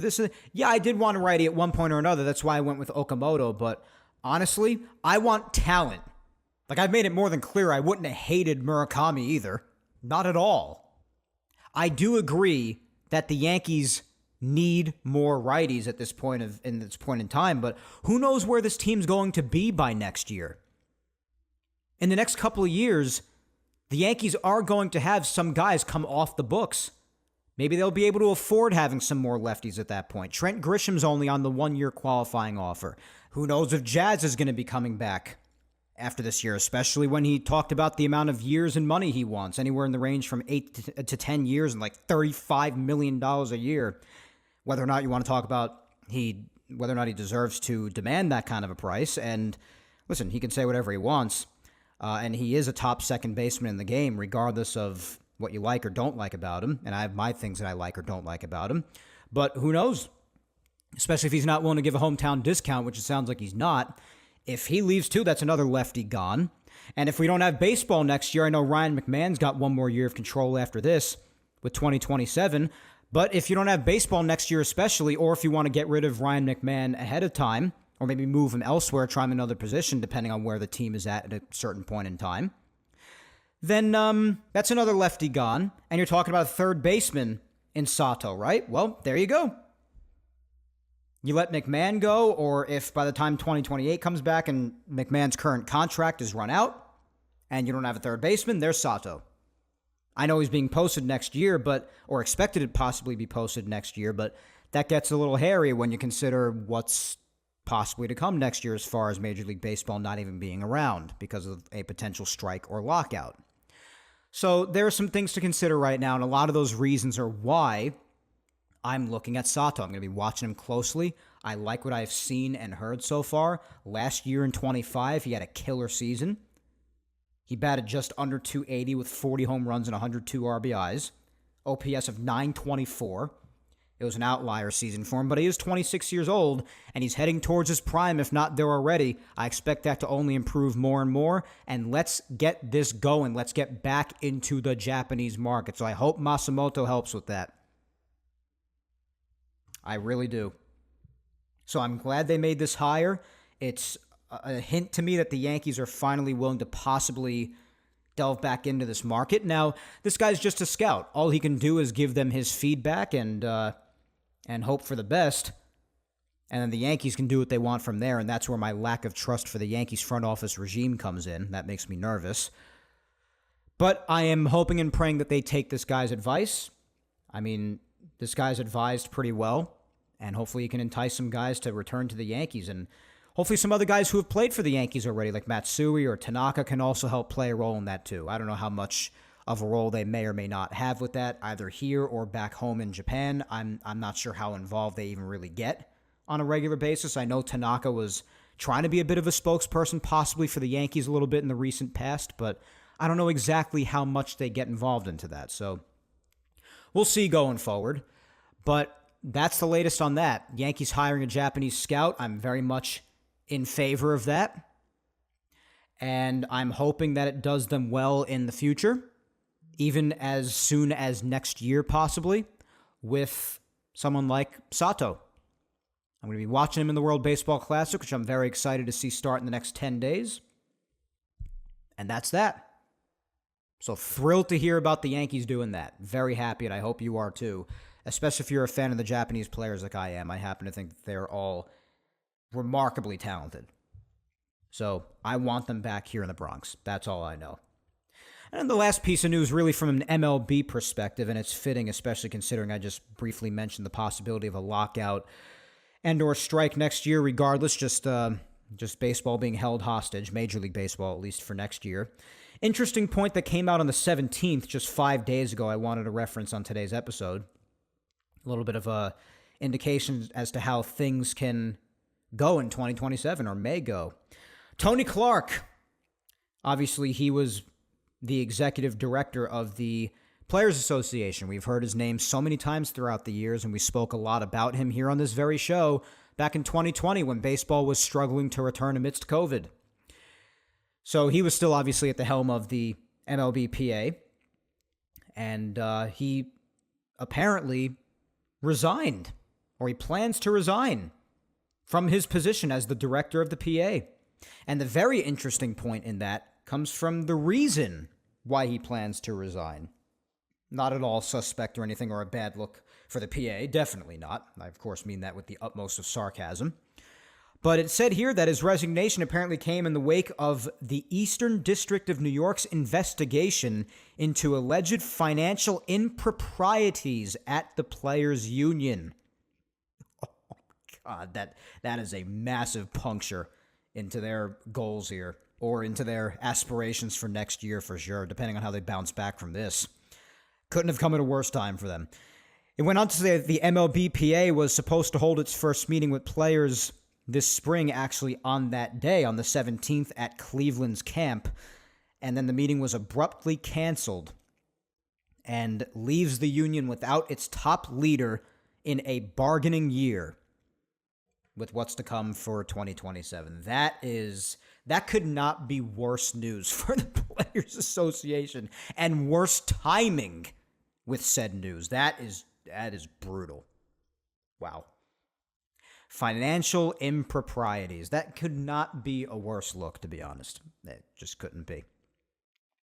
Especially considering what they're planning on fighting for, or fighting against, even with the negotiations in the next year.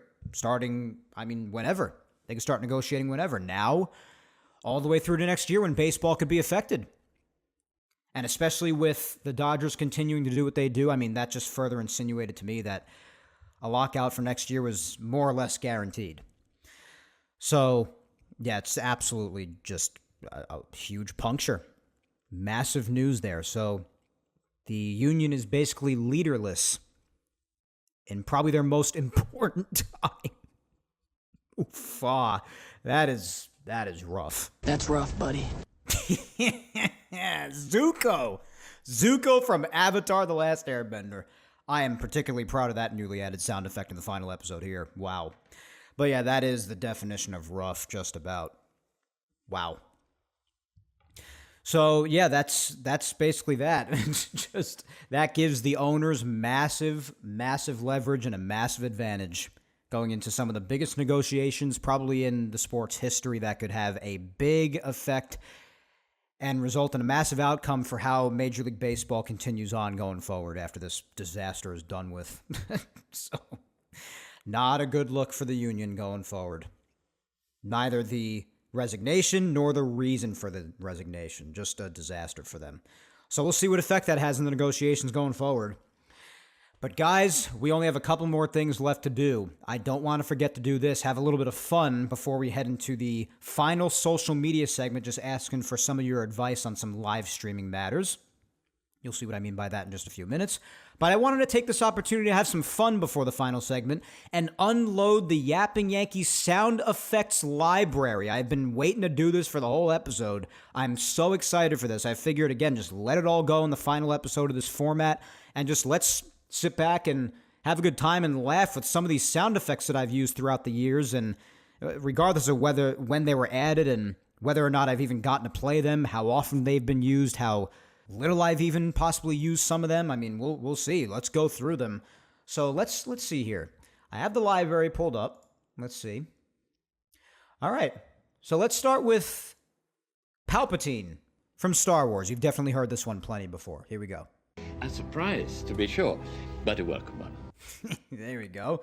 Palpatine from The Phantom Menace, Star Wars Episode 1, for those who didn't know that, or maybe you do. Congratulations if you do. So I've definitely used that one a decent amount, and like anytime there was something that was a surprise, that was either a really just a little surprise or a massive surprise, didn't really make a difference, just figured I'd play that one. So it's really just stuff that works in context or just funny stuff, or both. Funny and in context. Those are the best sound effects, right? So that's the first one for Palpatine. This next one I got not too long ago. I think it was a few episodes ago, when being angry about someone just like not telling the truth or just like spouting crap. So here's the next one, Anakin Skywalker. Liar! I'm sure you can imagine which couple of guys that was used frequently for. I'll give you a hint. The names rhyme with Dune and Bashman. All right, next. After Episode 3, Anakin Skywalker, well, I've done this a bunch today. Anytime there was any sort of a pun with words or anything like that. There you go. This is fun, right? Just going through all the sound effects I've used throughout the years. This is certainly a way to reminisce. So there's that, and then, there's the usual clapping that you hear at the beginning of basically every single episode, or at the sound of something really good happening.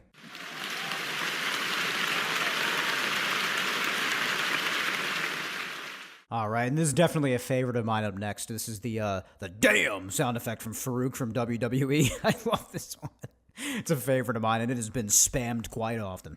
Here we go. Usually used for like an insult or something that I'm frustrated about, or maybe it's like a diss of some kind. Maybe that too. It's funny. Okay, up next we got the famous Darth Vader no from Episode 3. Self-explanatory, right? And then you've got, this one I actually haven't used in a long time. Whenever I'm building up to something or like a big surprise or anything of the sort, got a drum roll sound effect. I've used this quite a bit, but it hasn't been used for a while. And then we got the next one of my favorites, obviously got Stone Cold. Give me a hell yeah! Classic. Absolute classic. I love that one. Then after that, this is actually one that I haven't gotten to use yet. I just added this to the repertoire after I did the last episode, episode 274, and I was going to use it at one point today, but I never really got around to it until this moment, so here's the debut of this one, and it's hilarious. It's another Anakin Skywalker little blurb here. Here you go. I've given up trying to argue with you. I like that one.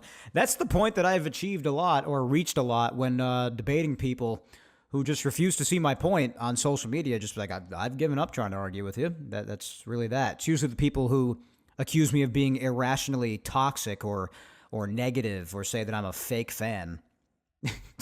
Those are the people I've especially, for the most part, given up on arguing with. So love that sound effect for that. Maybe I'll use that in the future. I don't even really know if I'm going to use sound effects going forward during live streaming. I got to figure out how to do that during the live stream, actually. Maybe I'll figure that out at some point. Who knows?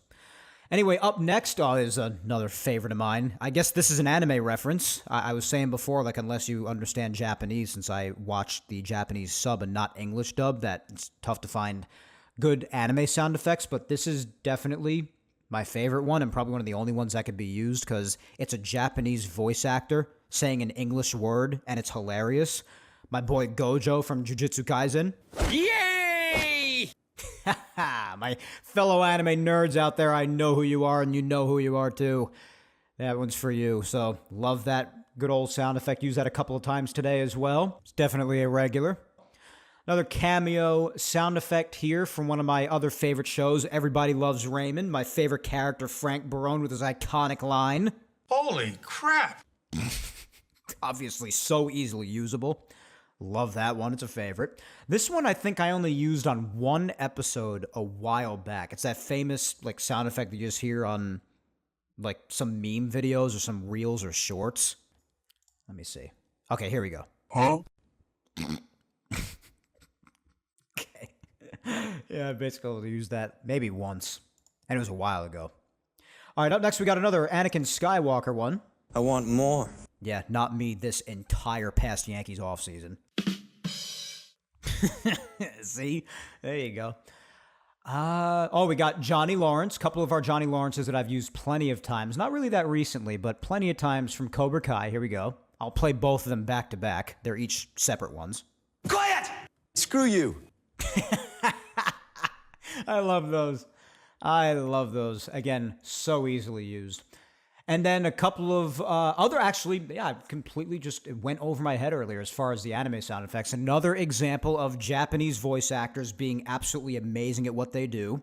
The hilarious Joseph Joestar voice actor from JoJo's Bizarre Adventures again. My fellow anime nerds out there, especially if you've seen that particular anime like I have, shout out to you. You know the deal.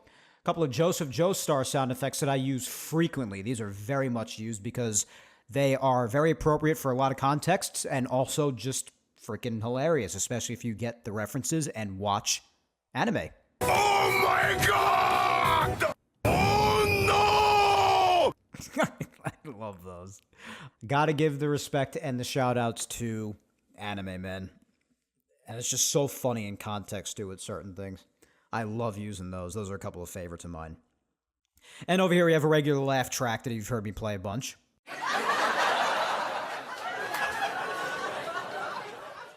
There you go. And by the way, I am going to be keeping these sound effects in my library. It's not going anywhere, especially if I figure out a way to play these during the live streams too, just like be able to hit on them whenever I can. Yeah, they're not going anywhere. They're sticking around.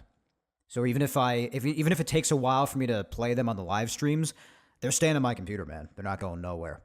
Up next, we have an Obi-Wan sound effect, one that I just added for the last episode, actually, episode 274, and it was used in great context, and I'm so happy to play it again right now.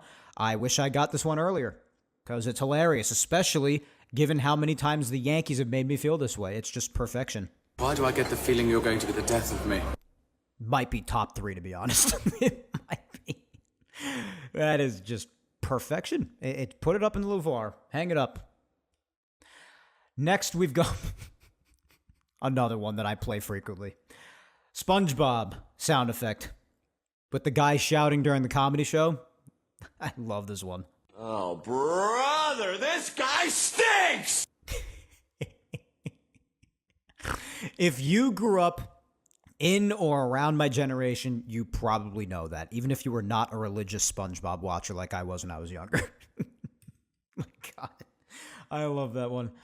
Then we got one that I added a few episodes ago, and I've used this probably a few times. Not too often, especially because how recently it was added, but another favorite of mine.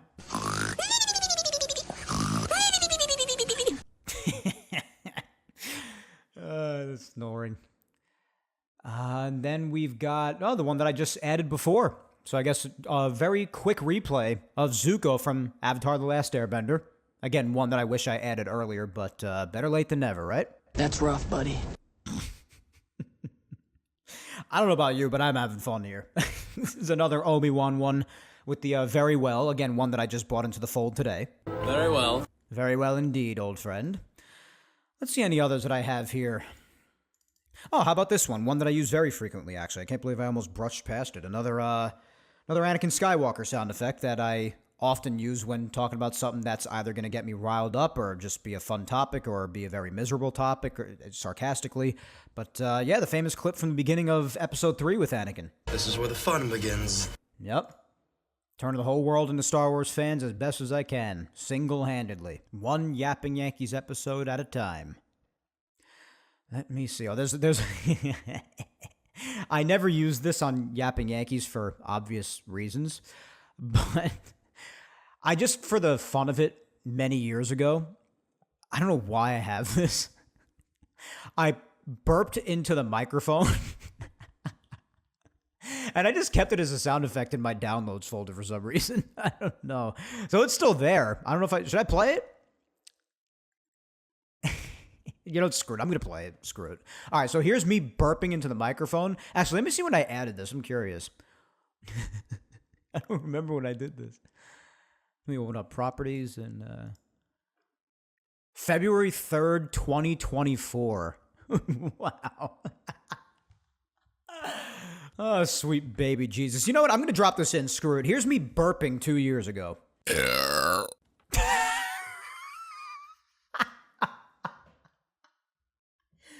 Oh my God. I forgot all about that. Listen, we're here to have fun. If you're sensitive, then listen, I'm probably not the person for you to begin with because I love crap like that. If you don't, then I'm sorry I just did that to you. Not really, because it's, you know, we're having fun here. It's the last episode. We're letting it all loose, like I said, and I guess that's the ultimate meaning of that. It's just let gas loose too, I guess. Gas from 2024. So yeah, rate that burp. I dare you. Rate it. That crap was epic. That was loud. It was long. It was wet. Oh my God. I'm proud of that. That was some of my best work. You know that? Oh my gosh. We got anything else? Oh, we have a thunder sound effect that I used. Oh God, it had to have been a bunch of episodes ago. Maybe like 20 to 30 episodes ago. I originally used it a couple of years ago, but I think I might have used it again at some point. Maybe a while back. I don't remember specifically. I don't know. I don't remember exactly, but here's a thunder sound effect. Damn. Yeah, if I remember correctly, I think I used that sound effect for a bit I was doing about Juan Soto. About how, like, when he was doing so great in, like, the first couple of months of 2024, and as a result, the whole Yankee team was doing great. And then, like, he may have had, like, a small complication with an injury that really didn't amount to much, or, like, maybe there was an injury with somebody else on the team. I don't remember exactly. But it was something that nerfed the team a little bit. And it was a bit from that point in time. Let me see when I added that sound effect just to provide more context. I added it June 9th of 2024. That checks out because that was about the time when the Yankees started to go downhill for a while before they resurged. Yeah, so like around the middle of the 2024 season, I used that for a bit about Juan Soto, how great he and the Yankees were doing, and then God determined that the Yankees shall be nerfed. And then I used that sound effect. Yeah, that was definitely for a bit. I remember that. Wow. That's funny. Let me see if there are any more here. I think that might have been the last one, or... Oh, there's the famous time machine sound effect that I usually use during the season when it comes to recapping the past week or past couple of weeks, depending on how much time I missed between episodes of action with the games.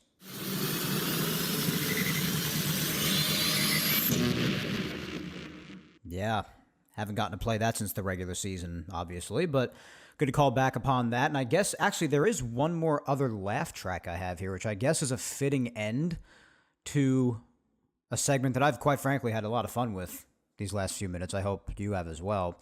That's another person, because I know I had the crowd laughing sound effect before, but this is just like a single person laughing. Here you go. I love being a good old wheeze laugh. So... there you go. That's the library so far, guys, and I expect that crap to grow and grow and grow. I want to laugh. Anyone who knows me knows that. So that's that. That's the good old library, ever-expanding sound effects library for my content. There you go. That was fun. I hope you guys enjoyed that. I definitely did. And that just about leaves us with one more segment as... usual in the past, guys, and it is the social media segment. On The last episode, I had said that last episode's social media segment was going to be the last Yankee-related one, and that was true. This week's was just one to talk about the live streaming a little bit and get some of your thoughts, if you were willing to give them. I got some replies on it, mostly, and poetically enough, from the OGs who have been with me since around day one and have interacted with the social media segments very near day one, if not exactly at day one. Big social media participants. So I was going to read a few replies, but the question for this final episode of this format today here, just to get some thoughts. What day of the week do you think would be best for live streaming? And should I stick to talking about only the Yankees or also other topics? Just to get some thoughts on it. These are some things that I've been mulling over in my head lately. I still haven't come to a definitive answer with some of them. Like, I don't even know if I'm going to have a specific day of the week that I'm going to live stream, sort of like a specific day of the week that I would do Yapping Yankees, like on Sundays, like I've done for the last 7 years. But I don't know. This will be something that I continue to think on, or maybe even just go into doing once I officially start live streaming and just see where it takes me. Sometimes that's a good way to go about things as well. On the subject of shooting from the hip, like I was talking about earlier in the show. But yeah, just wanted to get some of your thoughts on it. So let's go through some replies. Let's see here. At Fundamentals NYY, definitely one of the OGs from very near the beginning, if not exactly the beginning. They say Friday night. That could definitely be interesting. Now, that's a night, obviously, where I and many others, if we have plans, I mean, Friday night's a big planned night, so I'm not sure how that would work. Maybe just spontaneously, if I'm just not doing something on a Friday night and something big happens, or if I just feel like going live, maybe I'll do that. Maybe I will. It's a pretty good suggestion there. We'll see where that goes. Maybe that could happen sometimes. Then we have my good buddy Spencer. Like I said, all the best and all the OGs coming out. This is what I love to see. Spencer at Musician DMD. Spencer says, "Congrats, Mike, on the success you achieved with Yapping Yankees. Your podcast will always be very important to me. You helped me get through a traumatic period in my life. I commend you for following your instincts and pursuing this new path. To answer your question, I've always liked your Monday recaps, Sunday night into Monday, that's true, following weekend series. So I think Mondays work. Of course, since we're looking to evolve, it might make sense to choose any other day but Monday. Sorry for waffling." Never, Spencer. Spencer, I just want to say that not only am I so lucky to have your friendship the last bunch of years, but I could not be more thankful to your loyalty and dedication and participation to the show these last bunch of years. But I'm also so honored that you say that I helped you get through that period in your life. And I hope you don't mind me saying, Spencer, but a while back, Spencer had something happen where he lost his eyesight. And if I'm not mistaken, Spencer, I believe a little bit of it has come back to the point where he's actually like at least able to see like shadows and that sort of thing. I'm not really sure. Forgive me, Spencer, for not asking more often. That's totally on me. But maybe he's seeing a little bit more by now. I hope he is. He wasn't really sure if he would ever fully recover from that and get his eyesight back the way it was before because the doctors didn't really seem to have many answers. But I remember I would constantly give shout-outs and just all the well wishes and encourage others to do that on each episode when he was going through that. And Spencer, I hope you're doing well, buddy. I promise I'm going to check in more. Again, I'm sorry. That's just on me for being sucking as a person. But I will check in more often. I hope you're doing better. And it's such an honor to hear that I, of all people, I mean, think of how many content creators are out there, especially ones much bigger than I am. And the fact that I was able to help you through that, I couldn't be happier to hear that I really helped you through that. And I hope you follow along in the live stream because, again, I want to say this isn't the end of my content. This is just the end of Yapping Yankees in this format. But this isn't the end of my content. So I hope that I can continue to do that for you as I transition into live streaming in the coming weeks. But it's such an honor and a privilege to be able to be told that. I always see other content creators being told that from other people, and I'm like, wow, that must feel amazing to be told that and realize that you actually have that effect on people. And to be told that myself, honestly, it's almost getting me a little emotional, to be honest. I'm so grateful. Thank you, Spencer, for riding along for these last bunch of years and for your friendship and loyalty and dedication to the show. That means so much. That really does. It does. But yeah, this is me following my instincts, and it feels like the right time.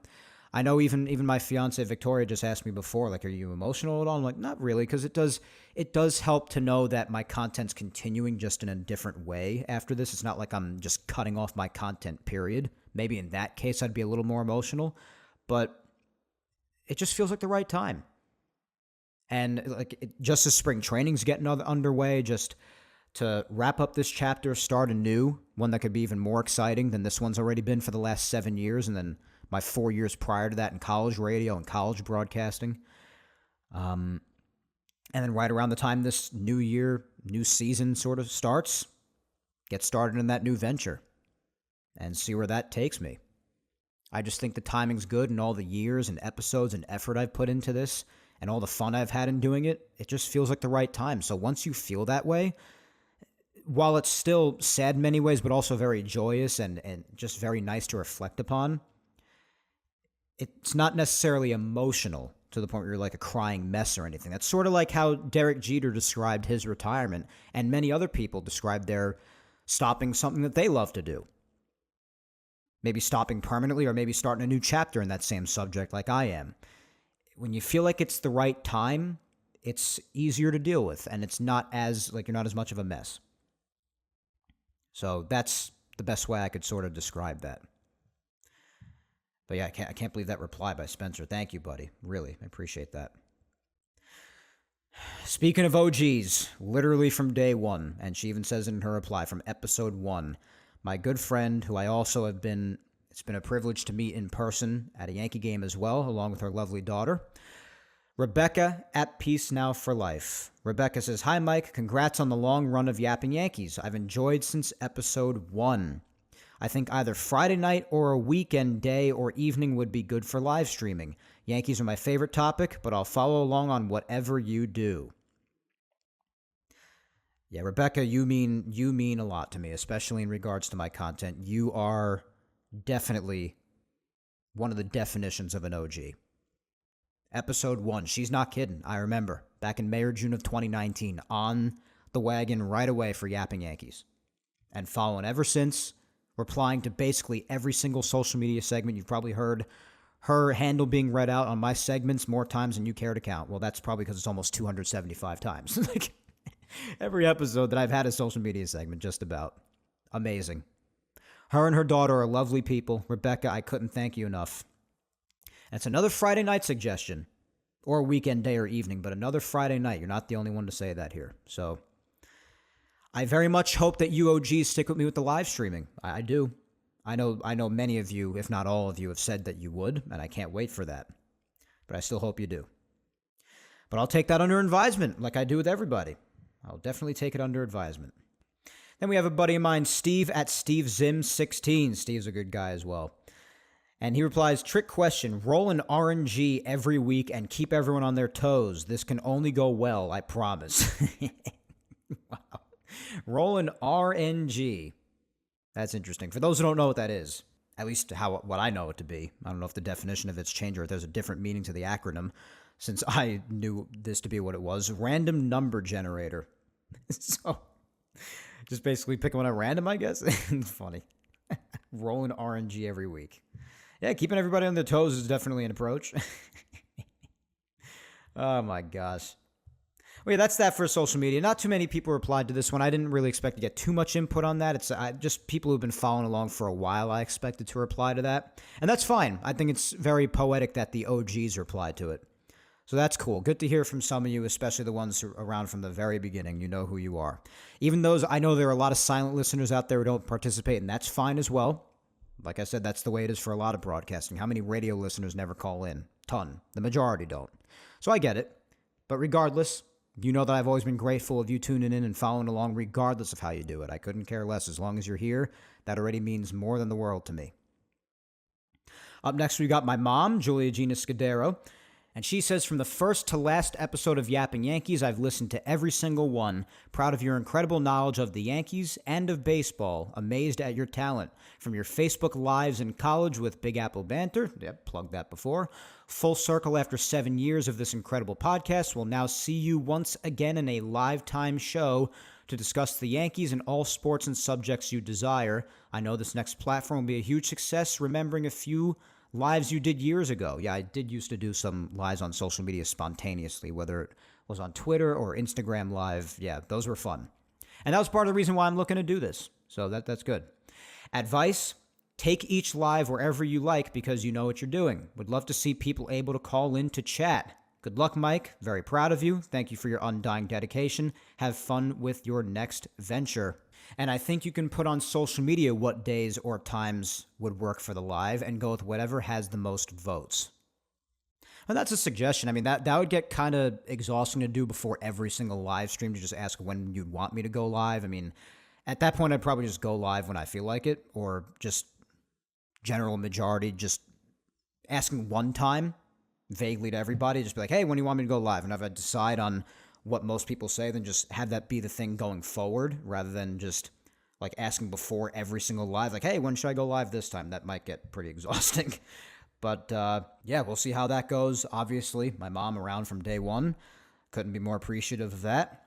Going back to my college days, of course, mentioning Big Apple Banter. I'm glad I plugged that and all things sports earlier because those still bring back fond memories. And yeah, between that's part of the reason I mentioned it earlier. And all the lives that I did that you mentioned after that, Mom, that is part of the reason why I decided to try to venture back into the live streaming gig again, because I know how much fun I always had doing those sorts of things. So, yeah, definitely. But I'm as appreciative to you as I am everybody else who's been around from day one. It means the world to me. Anybody who's listened from episode 1. It was a long time ago. That's no small feat there. A lot of people don't do content for as many years as I have or many others have for even decades worth. I mean, it's tough to keep that kind of consistency and dedication up, especially with life getting in the way, and it's hard. That's why I'm proud of the work. I am. I seldom pat myself on the back. It's an uncomfortable thing for me to do, but with this, I got everybody encouraging me to do so, and I'm going to do it. I'm going to do it. So I do appreciate those very kind words, though, Mom, as I do from everybody else. It means a lot to hear things like that. You know, your work having meant so much to so many people, it means a lot. It really does, because although I have had a lot of fun doing this, of course, you know, some nights, inevitably, when you do anything, even if it's something you're passionate about, some days you're just like, oh, I don't feel like doing this today. And I had my fair share of those days where on a Sunday night, I'd rather kick my feet up and relax and just get ready for the work week rather than put out some content and do some more work. But I got up and did it, because I still do love to do it. And it's good to know that, you know, when you put those efforts into something, that you have people who really love and appreciate it and just wait on it even week by week. That's what makes it worth it. So it's awesome. Thank you so much for the reply and participating since episode 1, Mom. The OG at the end of the day, right? All right, last but certainly not least is my fiance, Vic Salimo. And Victoria says, I would honestly just do it whenever you feel like, week by week. Content's always best to do when you're the most motivated. I love you so much, and I'm so proud of you. Oh, thank you, babe. I love you to Italy and back. I actually do think that's it's probably what I'm going to end up doing. I might definitively say, like, with some weeks I'll try to stick to one particular day to do it, but especially because I said I'd be keeping everybody posted week by week on my social medias, which again is why it's so important to follow me on there, especially going forward with this next venture. But I might do something like that, just keep everybody posted week by week on when I'm going to be going live, and it might be something I do. Just take it week by week whenever I feel like it, because honestly, like Victoria's right, and she said this to me in the past, like when you do something, when you feel like doing it, it's going to be that much better because you're into it, and it's going to come across that much better. So I agree. That'd probably be what I do some weeks. I don't know about every week, but it's pretty good advice. So I'm going to take what everybody has said, and a lot of other people in my personal life, and maybe even other people on social media I've spoken with privately have given me other suggestions, maybe similar to what people said here in this segment, or maybe completely different. I'm going to take all of it under advisement and make an ultimate decision by the time the live streaming comes around. Again, I don't have a definitive date of when I'm going to start. All of these things that, like some of the details on this, it's going to be whenever I update you on social media. So that's why, again, I'm going to do one more plug here. I'm not going to do it in the final outro because I'm going to do it here. My Facebook fan page is Mike Scudero, NY, MikeScudiero, NY, as in New York. My Twitter or X, and again, that's the most important place to follow me on. That's where I post the most up-to-minute updates in real time on my content, about myself, the Yankees, anything. Up-to-the-minute updates, best place is Twitter or X. And my handle on there is at Mike Scudero, same spelling as my Facebook handle. And my Instagram is Mike Scuds 97, MikeScuds 97. And sometimes I'll post some up-to-the-minute updates on my stories on there as well. So follow me on socials, guys. I cannot emphasize enough how important that is in order to stay up to date on everything. Me, my Yankees, content, thoughts, everything, and updates on my live streaming. Especially if you want to stay tuned with that. I'm going to make sure to post as many updates as I can before going live so you guys know when you can find me on YouTube going live. And I'll also be posting the links to the live as soon as I do go live and once I'm done. I'll post the link everywhere in case people want to listen back after the fact if they can't listen live in that time. So those are the plans going forward. The vague plan to start the live streaming is still around opening day. Now, I might do a random live on Instagram or on YouTube or anything during the World Baseball Classic because I have so much fun during that. I might just want to spur of the moment and do that. And I don't really even know if the show's going to come with a definitive name to it because it's just going to be live streaming. Especially if it's spur of the moment. It's not really going to be any sort of structure to it, sort of like Yapping Yankees had throughout these last 7 years. But again, those are things I'm going to decide as it goes, see where it takes me. But that's the deal. So again, just the main takeaway from that, give or take around the time I'm starting with this, it's going to be exclusively on YouTube, at least to start. And follow me on socials to stay up to date, up to the minute on it. Mike Scudero NY on Facebook. Mike Scudero on Twitter or X. Best place to follow me again. And Instagram, Mike Scuds 97. That is if you are not already following me. And I usually do the wrap-up on if you want to listen to any of the past Yapping Yankees episodes. Another reminder from earlier in the show, I am going to be uploading any episodes onto YouTube that are not already there. Those are episodes 1 through 33. Because I started uploading on YouTube at episode 34, and it stayed that way all the way through to today's episode 275, the final episode of this pre-taped podcast format of Yapping Yankees. So, in the coming weeks, I will be putting episodes 1 through 33 up on YouTube so I can consolidate all the episodes in one place where I know it'll always be safely logged on my YouTube, the same place, just for simplicity, where the live streaming will also be happening. So that's the idea around that. So everybody, it could almost be like a one-stop shop for everybody. Looking for my content, wanting to reminisce with Yapping Yankees, or go there for the live streaming, or both. So those are the ideas around all of that. So be sure to subscribe to my YouTube channel as well. Just look up Yapping Yankees. You'll find me. It's a little bit over 400 subscribers right now. Let's grow that crap. Let's grow it even more than it already has. So that does it, guys. Here we are. Episode 275 is at an end.